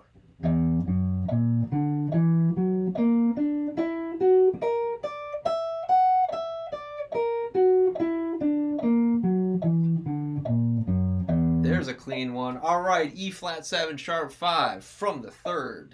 2, ready, go.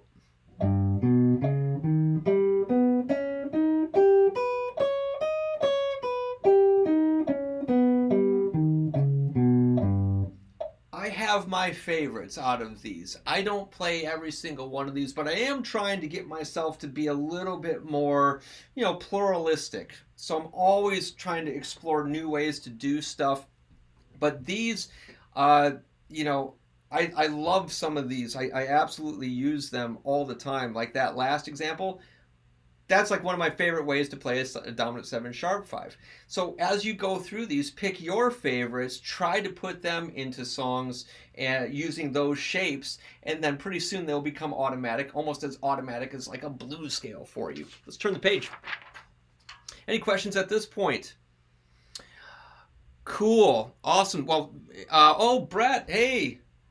You got it. Thanks for tuning in, Brett. Nice to see you. Thanks for tuning in, Trevor. Have a great one. Hope to see you next time.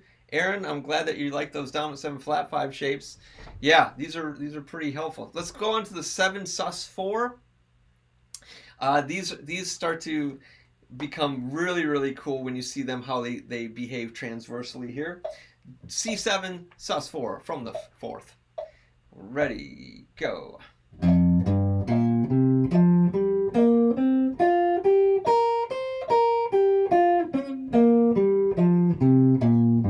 Let's double time that one because it's so easy. It's all 1 and 3 fingers.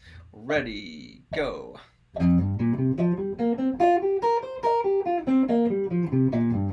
Right? It almost looks like kind of like the middle two strings from the pentatonics, right? The minor pentatonic. All right. We're going slow. All right, here we go. Let's do A7 sus 4 from the 5th. 2, ready, go.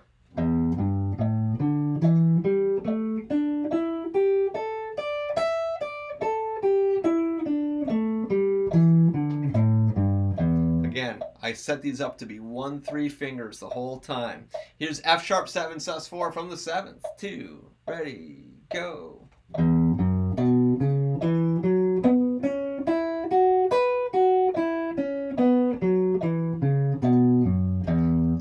7 sus4 from the 4, 2, ready, go.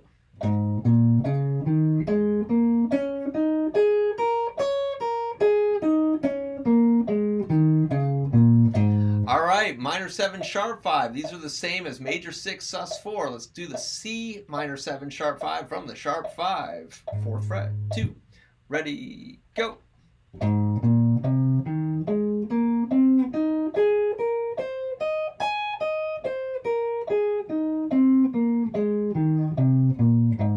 There's Morning by Grieg again, right? When we hear that sound, here's the A minor 7 sharp 5 from the 5, sharp 5. Ready, go.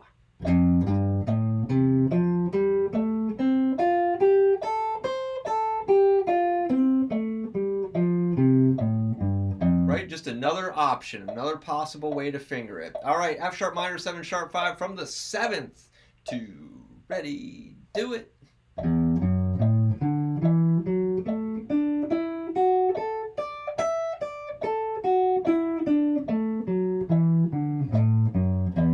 Yeah, we really covered 3 octaves there in the span of like 4 seconds. That's what transversal anything does. Scales, arpeggios, it gets you up the neck really, really fast. All right, E flat minor 7 sharp 5 from the flat 3. Ready, go.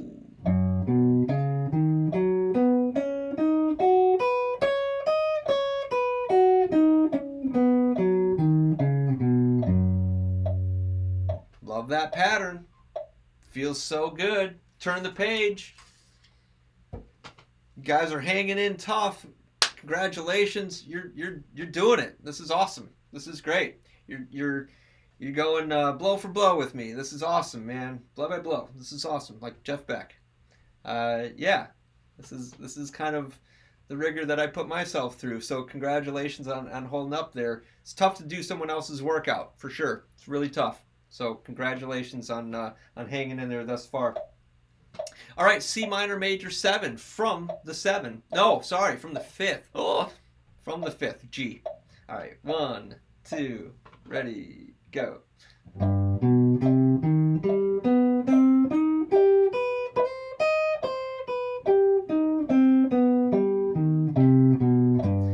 A minor major 7 from the 5th. Open E. Ready, go.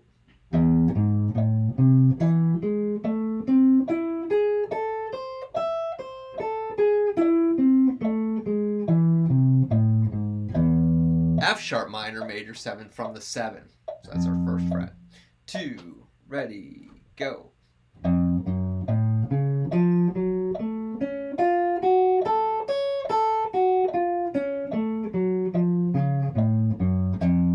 It's awesome sounding.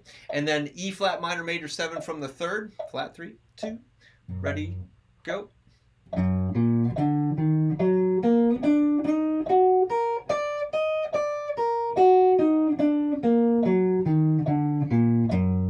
And finally, C diminished major 7 from the 5th. We're going to do all of our diminished major 7s, and then we're on home stretch, baby. You're almost there. Keep it going. Here we go. 2, ready, play.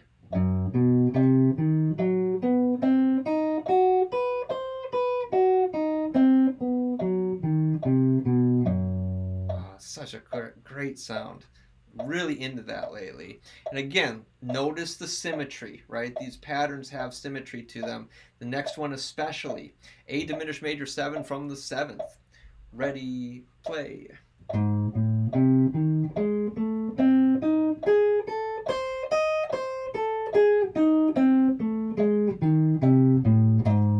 It's like inside fingers, outside fingers, inside fingers, outside fingers. It's really cool. Let's do that one more time, but do it with triplets. 1 and 2 and ready and play and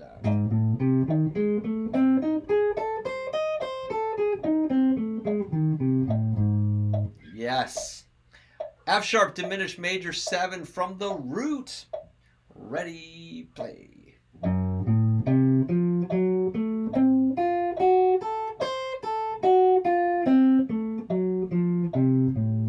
That really shows us that major triad that's embedded in the minor diminished major 7th chord. You see that there's an F triad there, and it's really just an F triad over an F sharp. That's the sound of that chord, is just an F triad over F sharp. Such a great sound. Let's do that one more time. Ready, play.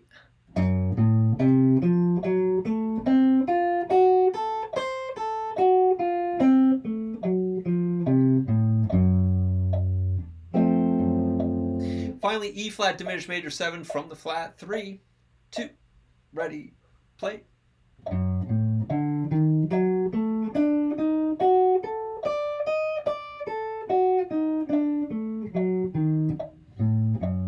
There it is. We've completed all of the chord types positionally, transversally, in 4 keys.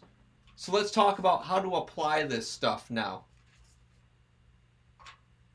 So we talked a lot about chord equivalencies, and we saw chords embedded within chords, right? There's a lot to unpack there. So what I did is I put 2 songs chord progressions on these final 2 sheets, the F blues chord progression like we were using earlier. But what I did is I put the chord substitutions on top of your standard changes. So the standard changes are going to stay the same, meaning the band is going to play what they always play on an F blues.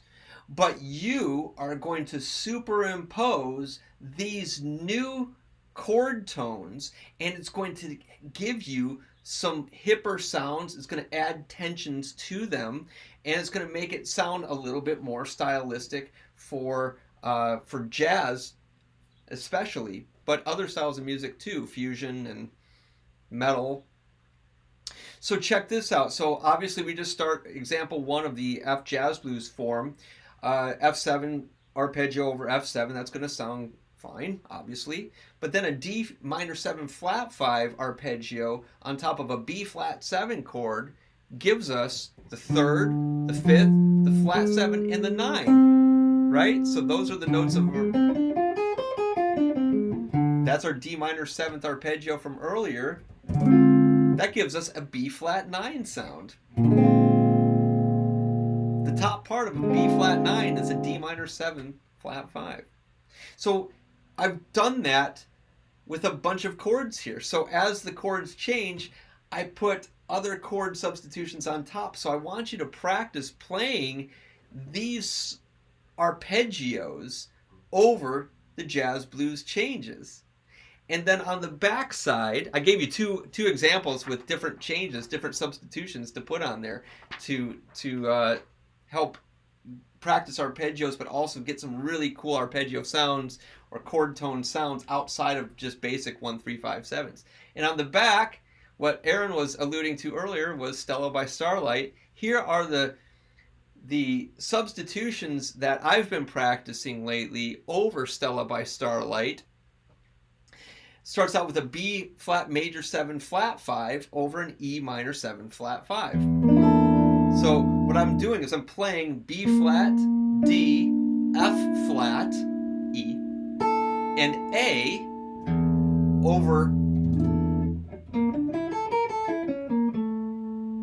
over an E minor 7 flat 5. It sounds so good, right? It sounds like it fits like a glove.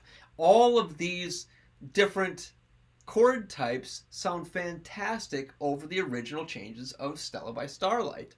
So B flat diminished major 7th over an A7 chord sounds like this. I'll start from the 7th.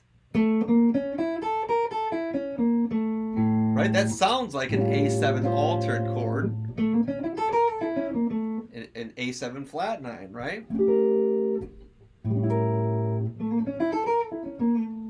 So a B flat diminished major 7th arpeggio, it's going to sound fantastic on an A7 chord. All right. So I did use every single chord type that we covered today. So I used even major 6 and minor 6 arpeggio chords just to get your thinking happening in there. I didn't use a major 6 sus4 in here anywhere, but I did use minor 7 sharp 5. I did use major 7 sharp 5 and dominant 7 sharp 5. All of those different chord types, minor major 7, they're all in here. So you can get practice playing over changes utilizing your new arpeggios. Thank you so much for tuning in. Thank you for hanging in there for this marathon session. You did great today. If you learned anything and you feel like donating, there's donation links to my PayPal and Venmo. And I hope that you get a lot of mileage out of this packet that I provided for you. If you want more information about this stuff and you want to work deeper on any of these topics, you can reach out to me on my website, insideoutguitar.com or colinsapp.com. And if you want to take a lesson from me, just email me, colin@colinsapp.com. I'd love to work with you on all this stuff. I hope you have a fantastic week. I'll hope to see you next Sunday, same time, 1 p.m. Thank you so much for tuning in. I really appreciate you practicing along with me today, and I hope you got some stuff to work on for the foreseeable future. Take care of yourself. Stay healthy. Stay sane. I'll see you soon. Take care. Bye-bye.